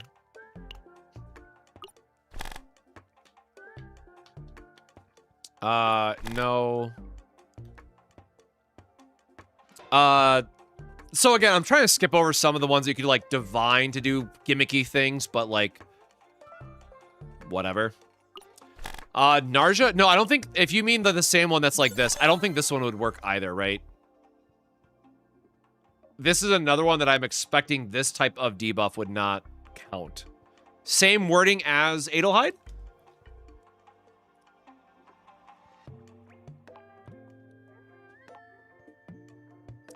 We would have to test that. I'm like trying to mentally track through some stuff that I want to test or can test once we have more of the cards.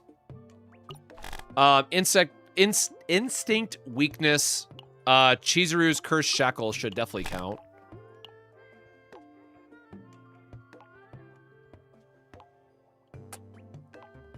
Maybe not.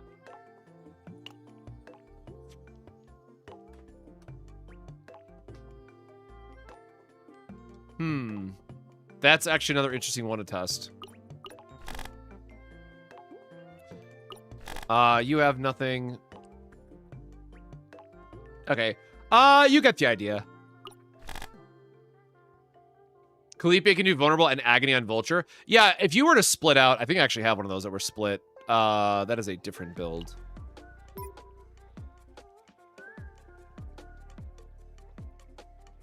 I don't know, my fortitude. Guess I never went back to finish that one. Oh yeah, this was funny. Not good. Yeah, if you did like split Vulture ejections, you could get there. Rita can play Desire cards. I mean, anybody can use the Desire cards. It's just like, are they going to be worth the slot sort of thing? But I think this is where we're kind of at with it. I guess with my head blocking it.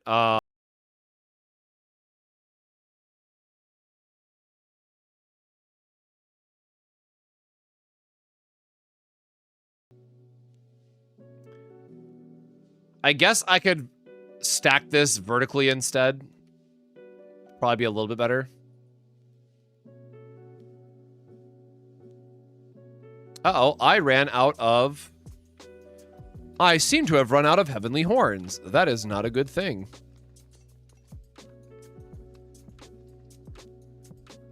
I have to run Baby Grand Order.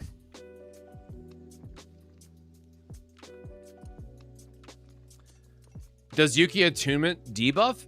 No, Attunement is just like a value that you get for drawing it.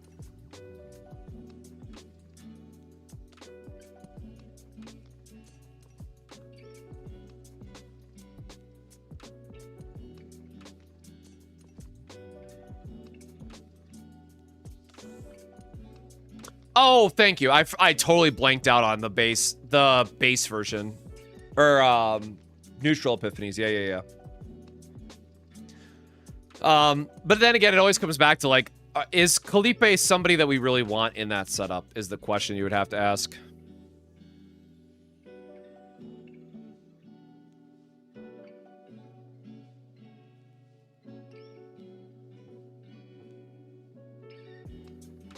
I think I just delete the Desire, Claim, and Inquiry, like... We can just shorten this, I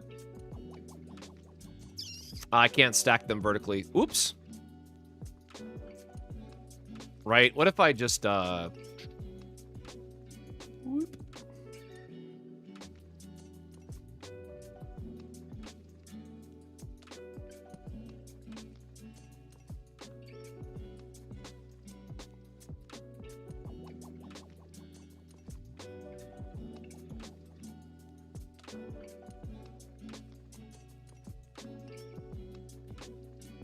Get rid of that, get rid of that. I guess it would also help if they are approximately the same size.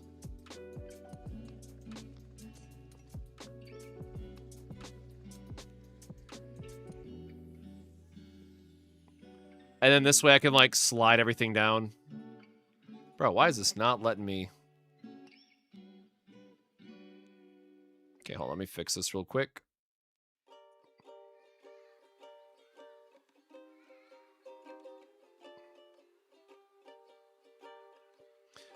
There's an AoE debuff trigger. It could go hard. Because the one that says 3 enemies, right? Yeah, 3 vulnerable that possess harmful effects, 1 weaken, and 3 scorch to all enemies. Like, this is, again, potentially super sick, assuming you care about vulnerable. But yeah, like, kneel before me. Like, I do appreciate that we got 1 card of each that is super good, right? Like, Inquiry, Control, and Claim. Each one of these got, like, a super awesome start. Which also begs the question, I don't know how the hell I would get a 4th faction, for whatever it's called, in here.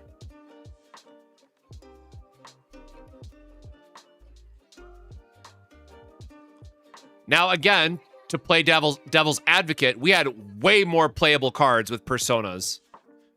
Even in the season preview, Personas were not only stronger, but had more build variety to them. This definitely feels a little bit, I don't know, forced for lack of a better word, maybe.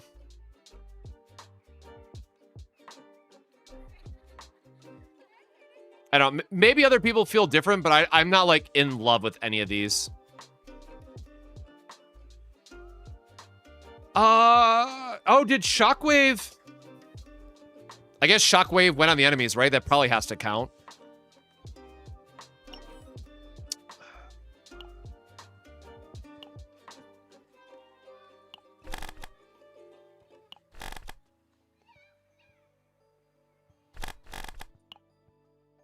Yeah, there you go. Shockwave also counts.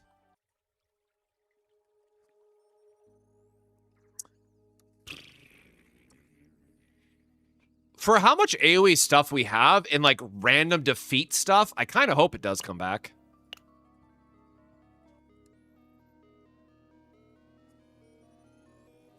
Okay, let me... Whoop.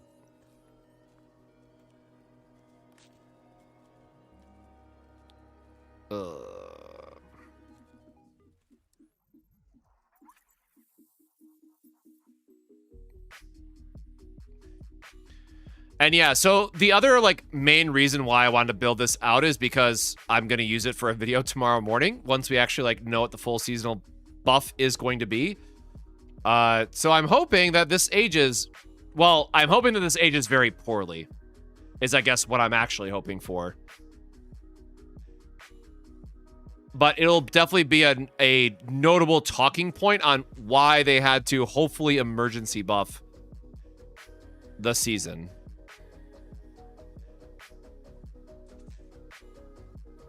Well, partners you don't want to count just because they are a one-turn effect, right?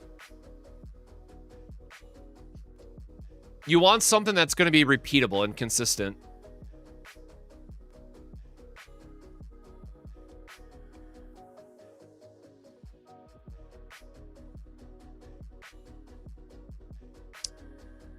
Okay. We almost made it. We just have to...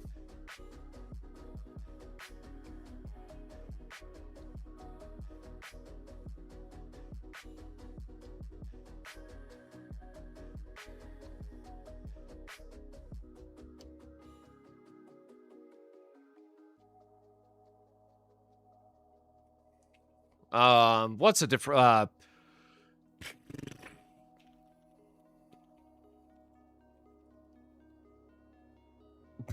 I don't know, man. I need something that is, like, equally frustrated and cheeky.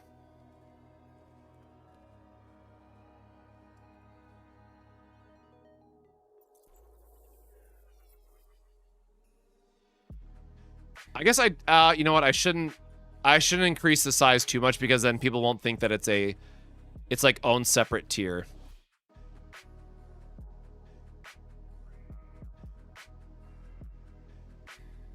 I mean, CEO resigning is a mixed bag as it were, so we'll have to wait and see if that has any meaningful impact, but realistically, we got quite a bit of time before that ticks in for any of us.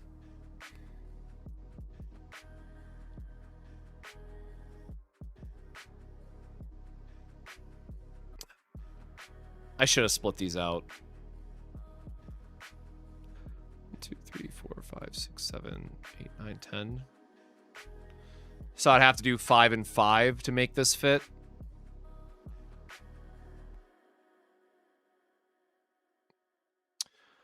Two CEOs from Smilegate resigned.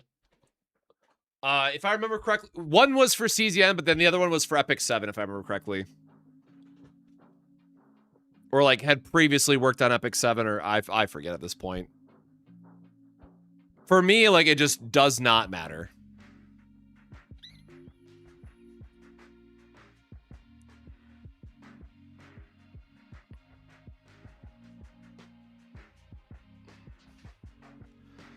Sort of. Again, I work in tech, so I have a bit of a biased opinion towards it, but like and this is why I didn't, well, one, I'm not a drama YouTuber anyway, so I wouldn't do it unless I was like more, if it was like, if CZN had end of service announcement, obviously I'd make a video on it, right? But like, I'm not going to make a video on the CEO leaving because based on my own experience working in tech, which is, you know, gaming adjacent, the CEO leaving doesn't mean anything. It really doesn't. If the company was like going under or filing for bankruptcy, you know, I would care more, but CEO is a very minor part of the larger puzzle. Let me go clip these cards before I forget, because that doesn't look good now.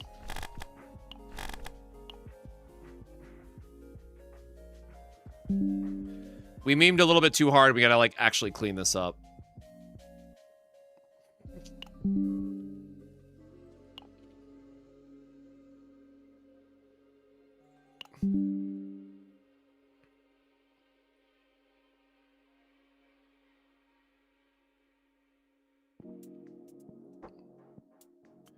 Whip. There's no way to fit all this in a nice, easy way.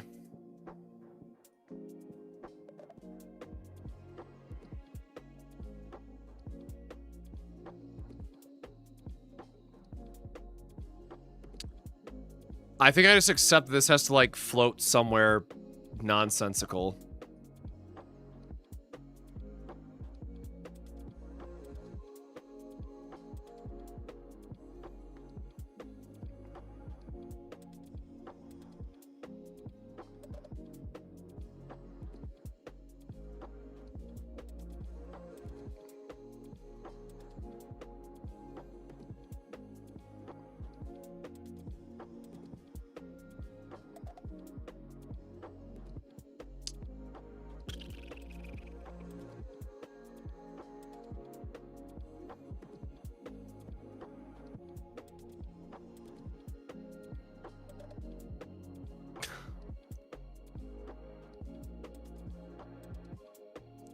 I guess, do I have like my...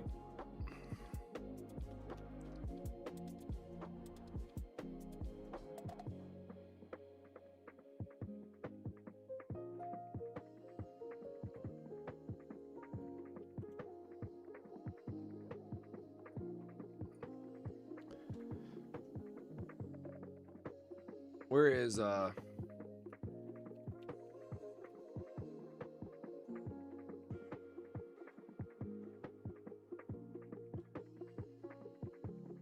I don't want to use that harsh of... I don't want to use that harsh of language.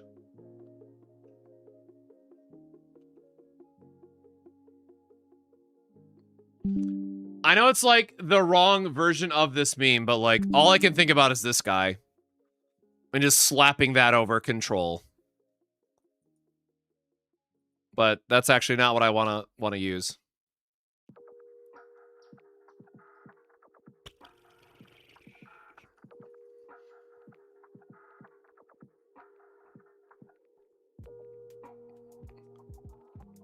Oh, you know what? I guess we could add, we could just add this section to it.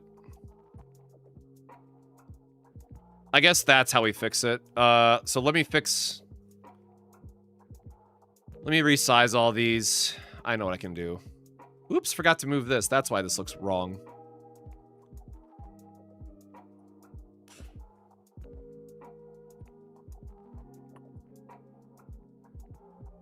Because I can put the wish list on here as well.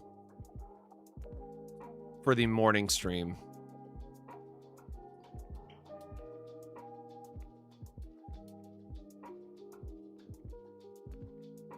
Oh shit, this is on the wrong. Put that down here. Move these over. Let me get all the payoff cards together. I will say, like, the most dialed in, like, I don't want to say lazy, because it's more of just, like, they don't have time to really fix the season. The most obvious thing that you could do, right, is just make all of these 0 cost. Like, have all your payoffs cost 0. These should not have a cost to begin with. And then suddenly, all of the, you know, all the level 7s start to look a little bit better if these 3 cards all cost 0. For being, like, the main payoff gimmick. Without that, I am never using this.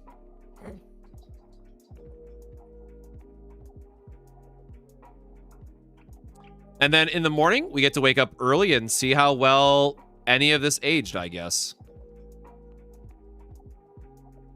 Because they're going to be... The stream chat is either going to be super depressed and, like... And also, above anything else, right? Like, holy shit, do I feel bad for G-Clef. Like, I know that I know that he already knows what he's about to get into. But, like... I couldn't be that. I mean, I've done that before, but like, I couldn't be that guy, man. Like, just knowing that he is going to go in front of such a firing squad tomorrow and just have the most pissed off chat on top of all the bad news. Like, no, man. Y'all be nice to G-Clef tomorrow, okay? That's all I'm going to say. Shit's rough, man, when you're just trying to host something. I've had to do, like, something similar for new product announcements, and it, like, was not the thing that everybody thought it was. And, like, you just feel bad as, like, the broadcaster or, like, the commentator because you have no control over it.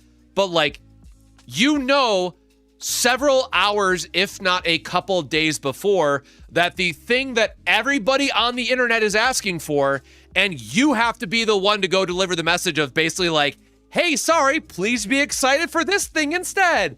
And everybody just fucking hates your guts, man. Like, it's not good. And, like, obviously it's not directed at you personally, like the person who's delivering. It's the saying, don't shoot the messenger, right? But, like, you can't help but feel bad when all of chat is just speed running negative comments and, like, this is doomed, everybody sucks. Like, no one has a good time. It's so bad. So, my heart goes out to G-Clef tomorrow, man. Hopefully people are decent. Yeah, don't you all have phones? Rest in peace, Diablo Immortal.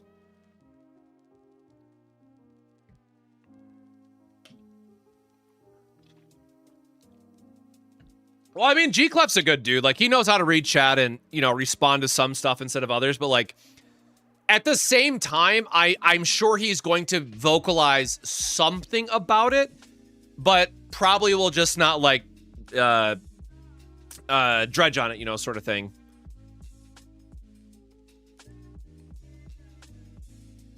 Let me add, like, this.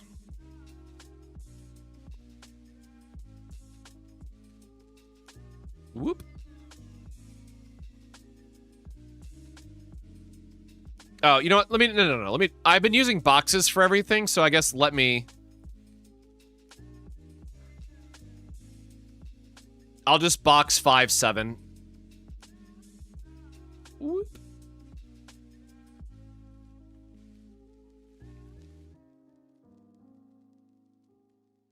Oh.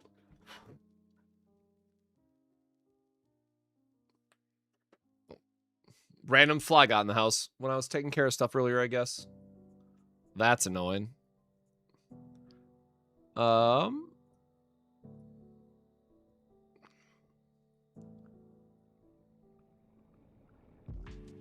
It's probably too dramatic. I guess let's like good and bad code this. Like, oh, happy, it's green, it's good. Also, I just realized I still have the wrong background. I've been trying to like use my old branding stuff a lot more. There we go.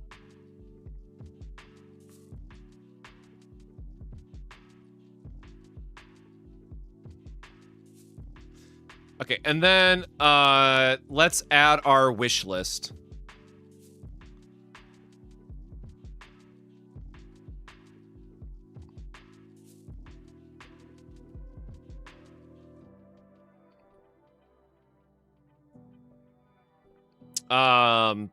Season 4 stream wish list.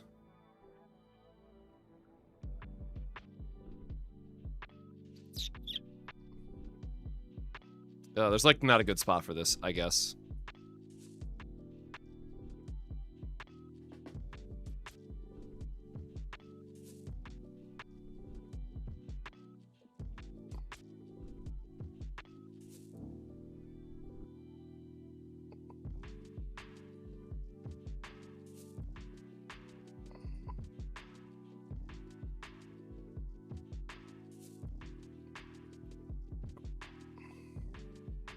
Good enough, man. People will figure it out what I mean. Whoop.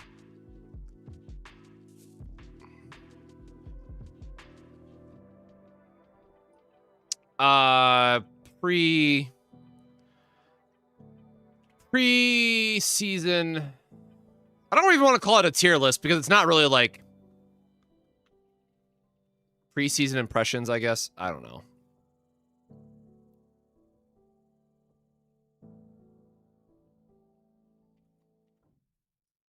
There you go. Slap that bad boy on there and we're good. I guess we can drag this all down a little bit more.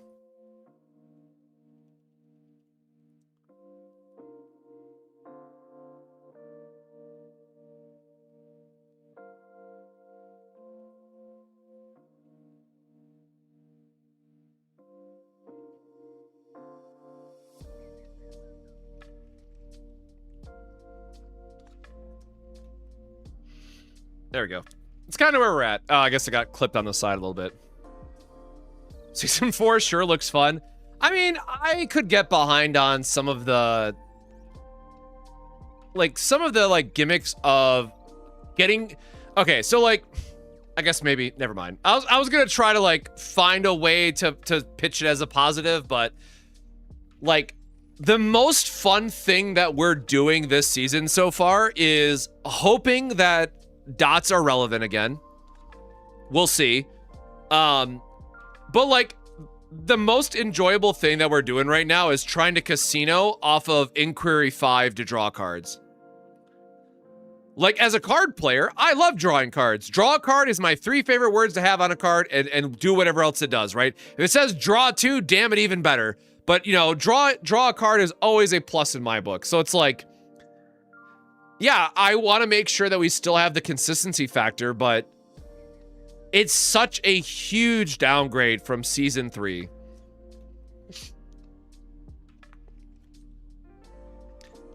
Yeah, I will say, if anything, I'm also just upset that Olga is the last character who's going to have the end of season debuff issue. And she's like the one I'm looking forward to the most because she's a Scythe character. And it's like, cool, I get basically no time to use her because by that time of the season, nobody cares anyways. So there's no, there's no real incentive to try to like min-max a bunch of builds and all that stuff. Because by then, we have to worry about potentially a seasonal character, right? Because doesn't that line up with, that would line up with 1 year anniversary, right? Or getting closer to go into that season. So then everyone's going to be saying like, oh, save your gems for the next character, right? Or save for X. Why would you pull on Olga if you're going to have a new seasonal character? Or, oh, why would you pull on Olga if you're going to have a, super busted year 1 character? Because for whatever reason, they hyped up the 1 year anniversary character is a really big deal. So there's definitely something to that.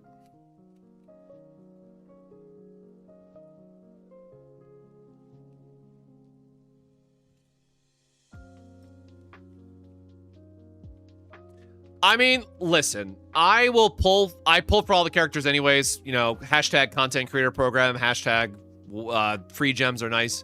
But as many of you may know, Euphenia is one of the ones I've personally been looking forward to the most.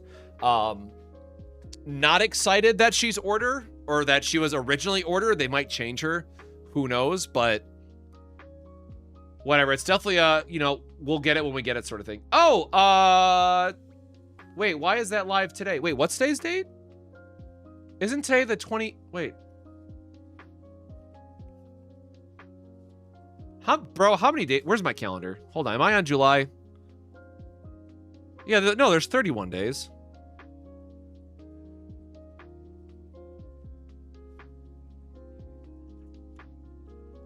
Bro, why did I write whip waifu launch on my calendar and circle it? I feel like I definitely made this note while streaming at some point, but I definitely do not remember writing this. That's hilarious. Okay, so hold on. That would be 1, 2. So Olga would be September 8th, which means season 5 would be September 29th. Yeah, that's exactly going into anniversary. That is anniversary to a perfect dot. Okay, yeah, whatever. We will just assume that. Man, Olga's gonna get shortchanged. That's so unfortunate. Yeah, this is why I gotta have the stupid little platter next to me so I can actually remember stuff. Lush will just be a partner. Please don't say that. Don't speak that evil in the universe. No, I got caught off guard because of...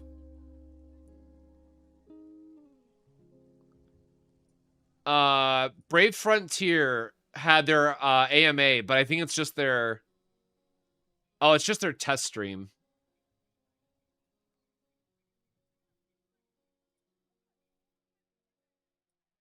Fortunately, he actually lost a bit of weight. もう一つ聞かれてるね。YouTube ライブとかでよくないですか？ Oh, are they actually translating it? We also received another question asking, wouldn't it be better if we did YouTube Live instead? どうですかね？ Oh, they're actually 皆 doing さ it. ん Oh shit, they're actually スペース translating. と YouTube ライブってどちら I've never done a Twitter space, by the way. We'd actually want to ask you guys, what do you prefer? Do you prefer YouTube Live or Xspace? What Bro, how do what I is your even preferred, type? method of receiving such streams? ね、逆に聞いちゃってるけど。まあ別に環境こだわってないんですけどね。 Oh, I guess you just have to speak properly. We don't have any particular reference for those, so we would be very happy to hear from you guys what would be your preferred way.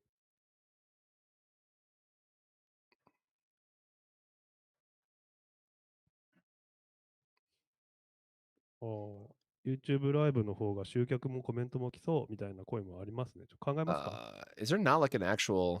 すみません、中に問いかけちゃった。 No, that is DMs Yeah. instead. 別に環境は何でも Yeah, like いいですか？もう YouTube 一個。 Live would definitely be ジャガイ better. モさんがネクスト2やりましたって。We also received another question from Jagaimon asking if we played Death Stranding 2. はい。めちゃくちゃやりました。超面白かったです。 We're not here to talk about Death Stranding. We gotta know about the new played it very gacha, much, man. And it was very, very fun and an interesting game. 今、このベントの翻訳の間合いも測ってるからね。それもテストなんで。 I could definitely see a collab after anniversary. Yes, we are also testing the translation here of our staffer Ben, which is me. So if you have any comments about the translation or the voice quality in general, we would also be happy to receive those. Yeah, I'm very excited about Brave Frontier. はい英語で今 This is お聞 like き my になられ day てる one 方たち jam. Like はどうでしょう、大丈夫ですか、意味わかります coming か？ back for this, man. Asking specifically our English-speaking listeners, how is the voice? How is the language? Do you hear correctly? Is there any problem? Would be very happy to hear from you. もし大丈夫だよだったらコメントください。 If everything's okay, please post under the X comment. Ben's English is really good. Oh, thank you very much.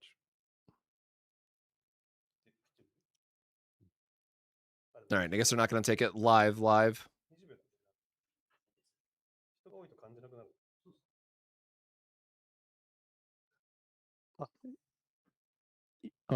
The English is clear and concise 来てるよ。Sorry, Oh, totally Ben, trying to tune in real Ben, quick to see if there's like actually anything they're Thank going you very much. I'm getting some dive compliments into. about my English. Thank you very much. Maybe you picked it up from my name, but I'm actually not Japanese. I'll just leave a note, whatever. はい。なんか、英語の、なんか、複数の Anyways, プラットフォームで同時に配信するのは難しいですかっていうコメントは。Express と YouTube とかで。はいはいはい。複数に同時に。はいはいはい。じゃあ、そうね。エルさ content, んからの質問 content. で、複数のプラットフォームで同時配信難しいですかっていう質問が来てますが、ちょっと今、YouTube の方がいいかどうかとか、 He's コ been メントが多いの otherwise で everything's been 検 working 討しよう since と you 思い utilize ます。 easier まあ for あと screen 5 content です go ね away. はい。 We also got a question from Mr. L asking if it would be too strenuous to stream on multiple platforms. We're actually currently thinking about whether to also do it on YouTube. So we Okay, I will check back up on that later. Yeah. So, anyways, really quickly, oh, please don't blare my ears again like last time. I'll just mute it in advance. It's already muted. It's it's already muted because it just killed me. Yeah, Brave Frontier is coming back, and it is there's their AMA. This is definitely like an OG throwback. So, you know, we were talking about Sparks at the beginning of the stream, and this one is definitely a long ago throwback. So if you're to look at anything on this game now, obviously it'd be super dated. But the important one for this is that where's it not? Oh shoot, can I not do the there it is. The important one for this is that there's actually a combat update for January. So unfortunately, it looks like we're going to be a little bit away from seeing how they're going to revamp this game. For me, again, personally, it's going to definitely be a day one no matter what. The other big thing is because what did I just knock over? Okay, it's my gum. But because I have a fold phone, and this isn't a flex, it's just stating the facts. Because I have a fold phone, and I usually play like Grand Blue Fantasy on one screen and have like the wiki up or something else, like I gotta maximize my gacha time. So I actually really been looking for another portrait mode game, and Brave Frontier would definitely be a nice one to fill that gap.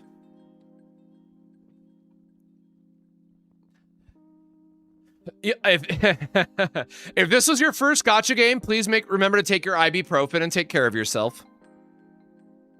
But yeah, this is a throwback for us.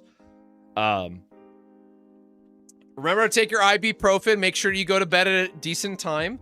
For me, it was Puzzles and Dragons and then Brave Frontier. If my timeline is correct. It's been obviously a very long time. Actually, now I'm curious. Now I gotta look that up.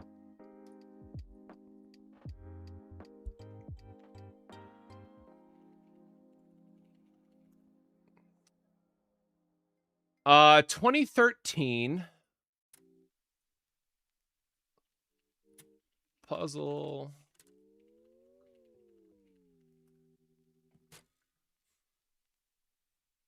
$2012. Yeah, I was right. It was 2012 was Puzzles and Dragons, and Brave Frontier was 2013. Okay, I was actually right. Taking my probiotic now.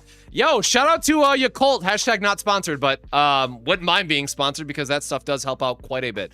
But yeah, so Brave Frontier, super sick. And also keep in mind, streams like this, it would probably just be like, oh, if there's auto stuff running, like, I'll probably just have it like behind me or something, or like off to the side. But anywho, that is all good on that end.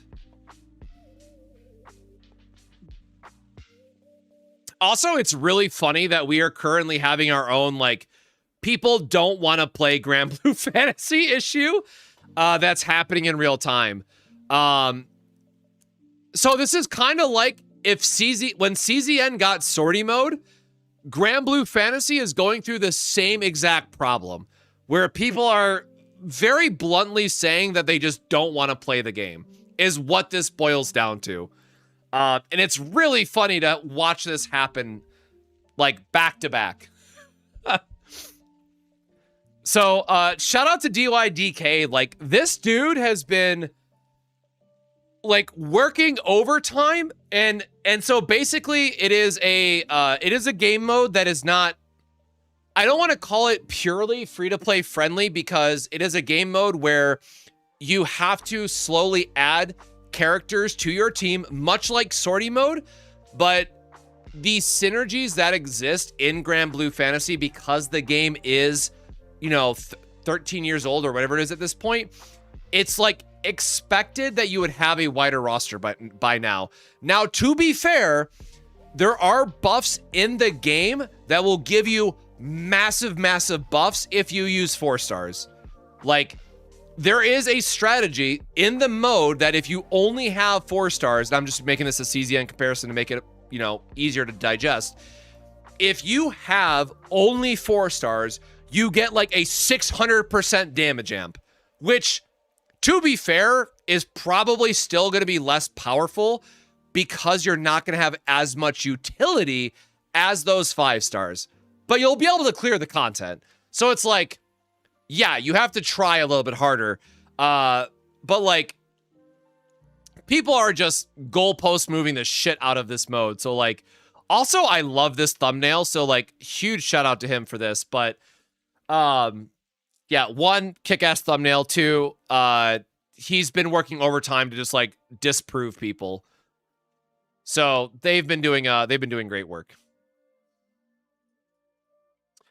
Yeah, I'm behind on my sortie runs as well, if I'm being perfectly honest. Oh shit, is that the real time already?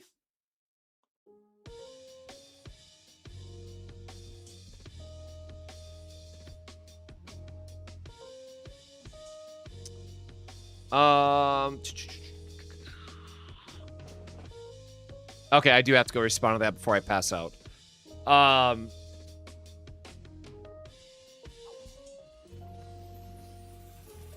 Okay. Sorry, I gotta... It'll make sense in like 2 days from now for what I upload, but I can't talk about it until then, so...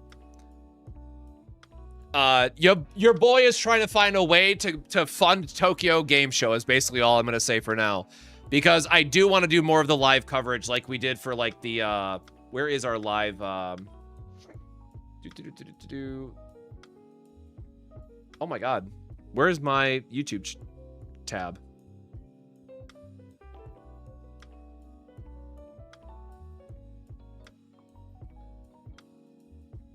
Whoop.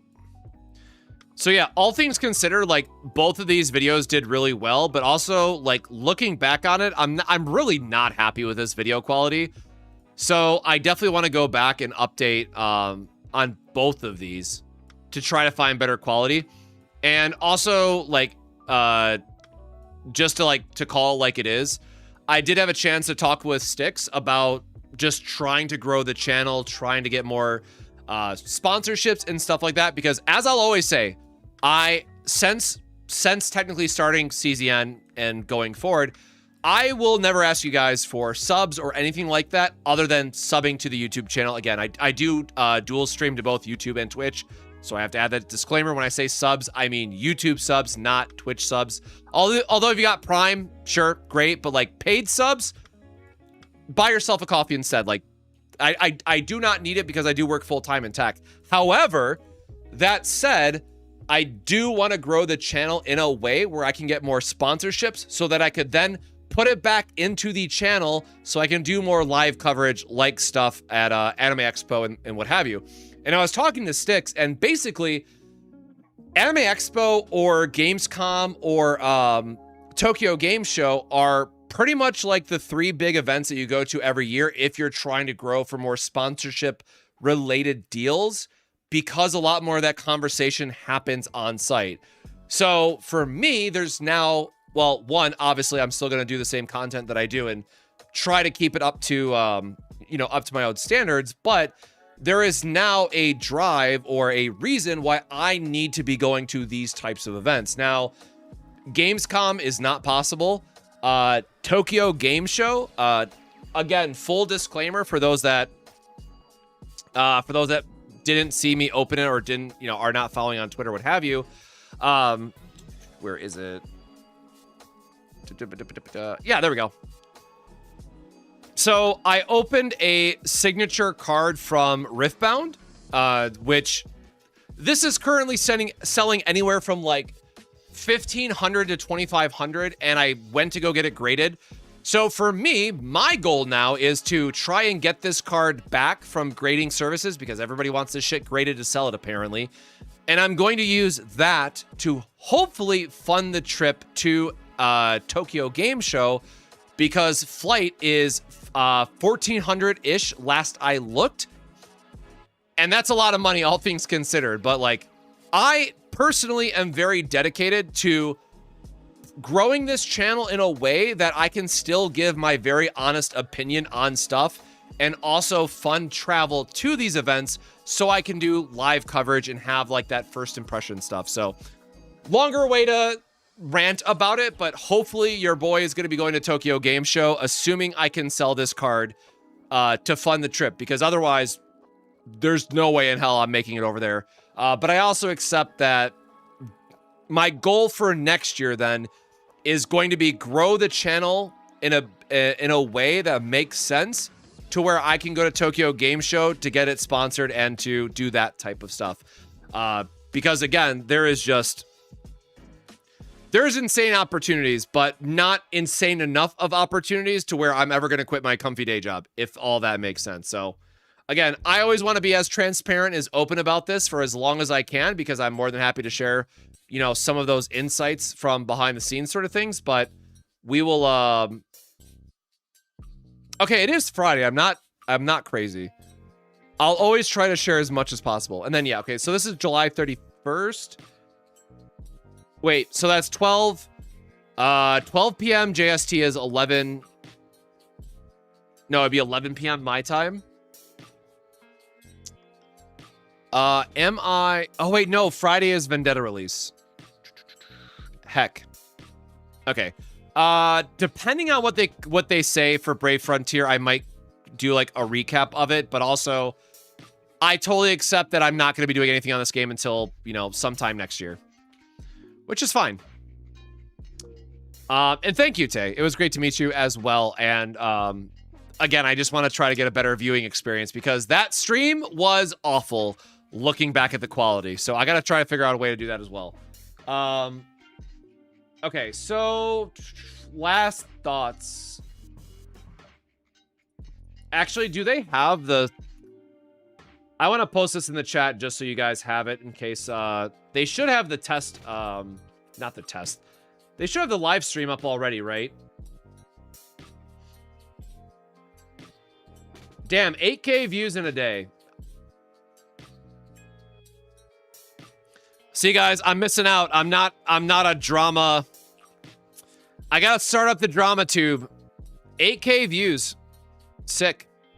No, but I think really quickly, they should have it up, right?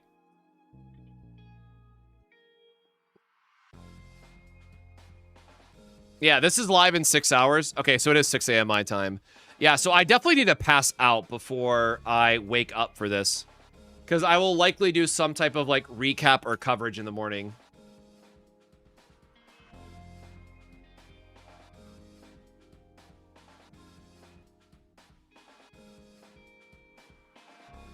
Also, oh, that's...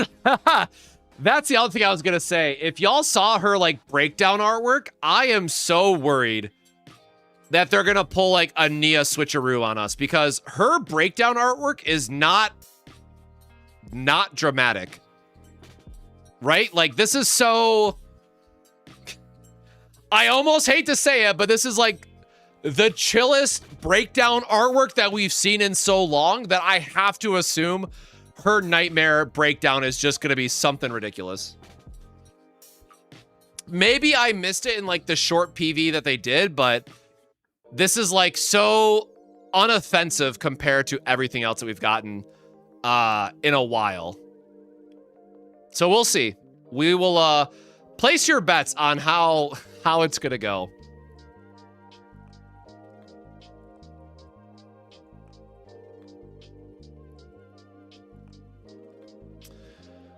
Okay, so we're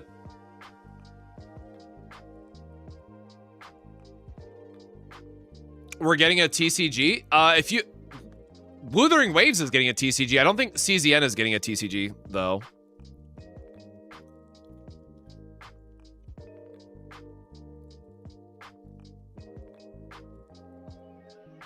All right, I'm out of coffee. Sad. No, I did tweet out about the Wuthering Waves TCG. But again, I wouldn't expect that to go global. Okay, sorry. So we do I do need to pass out so I can wake up for the stream. So, thanks everybody for joining in. Final thoughts. God, would I change? Like, what else would I change? I guess, final thoughts. What are we missing? We have debuffs. We have your generic draw. We have the 3 different cards that could boost stuff. Like, I guess everything is there. I guess the only thing that's, like, really missing is going to be, no, because we do have the dot increase from claim as well. Damn. I guess I'm just expecting more cards, right? Because as it is right now, there's not a lot of choices that you're making that's not just getting stuck with one of these 3 cards, which would make it for a very boring season, unfortunately. Like, if you accept that your builds are always forced into these 3 because this will give you the most amount of damage, and we don't have any like build altering cards, it's gonna fall, no matter what, it's gonna be like a very dry season. So I'm hoping that we get something that is more like the bullet persona cards or the multi-hit engraving. So I guess my other wish list is good engravings. I guess that is a very real possibility as well.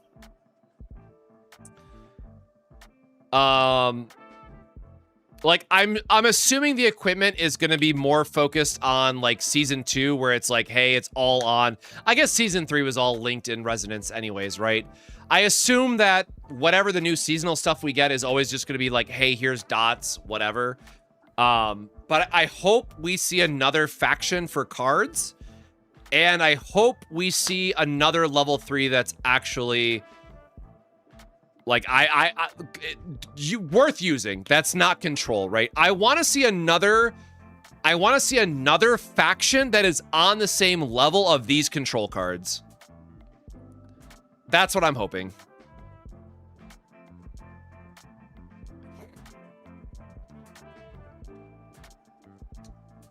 Yeah, anything that could cheat extra activations, I think would be really good too.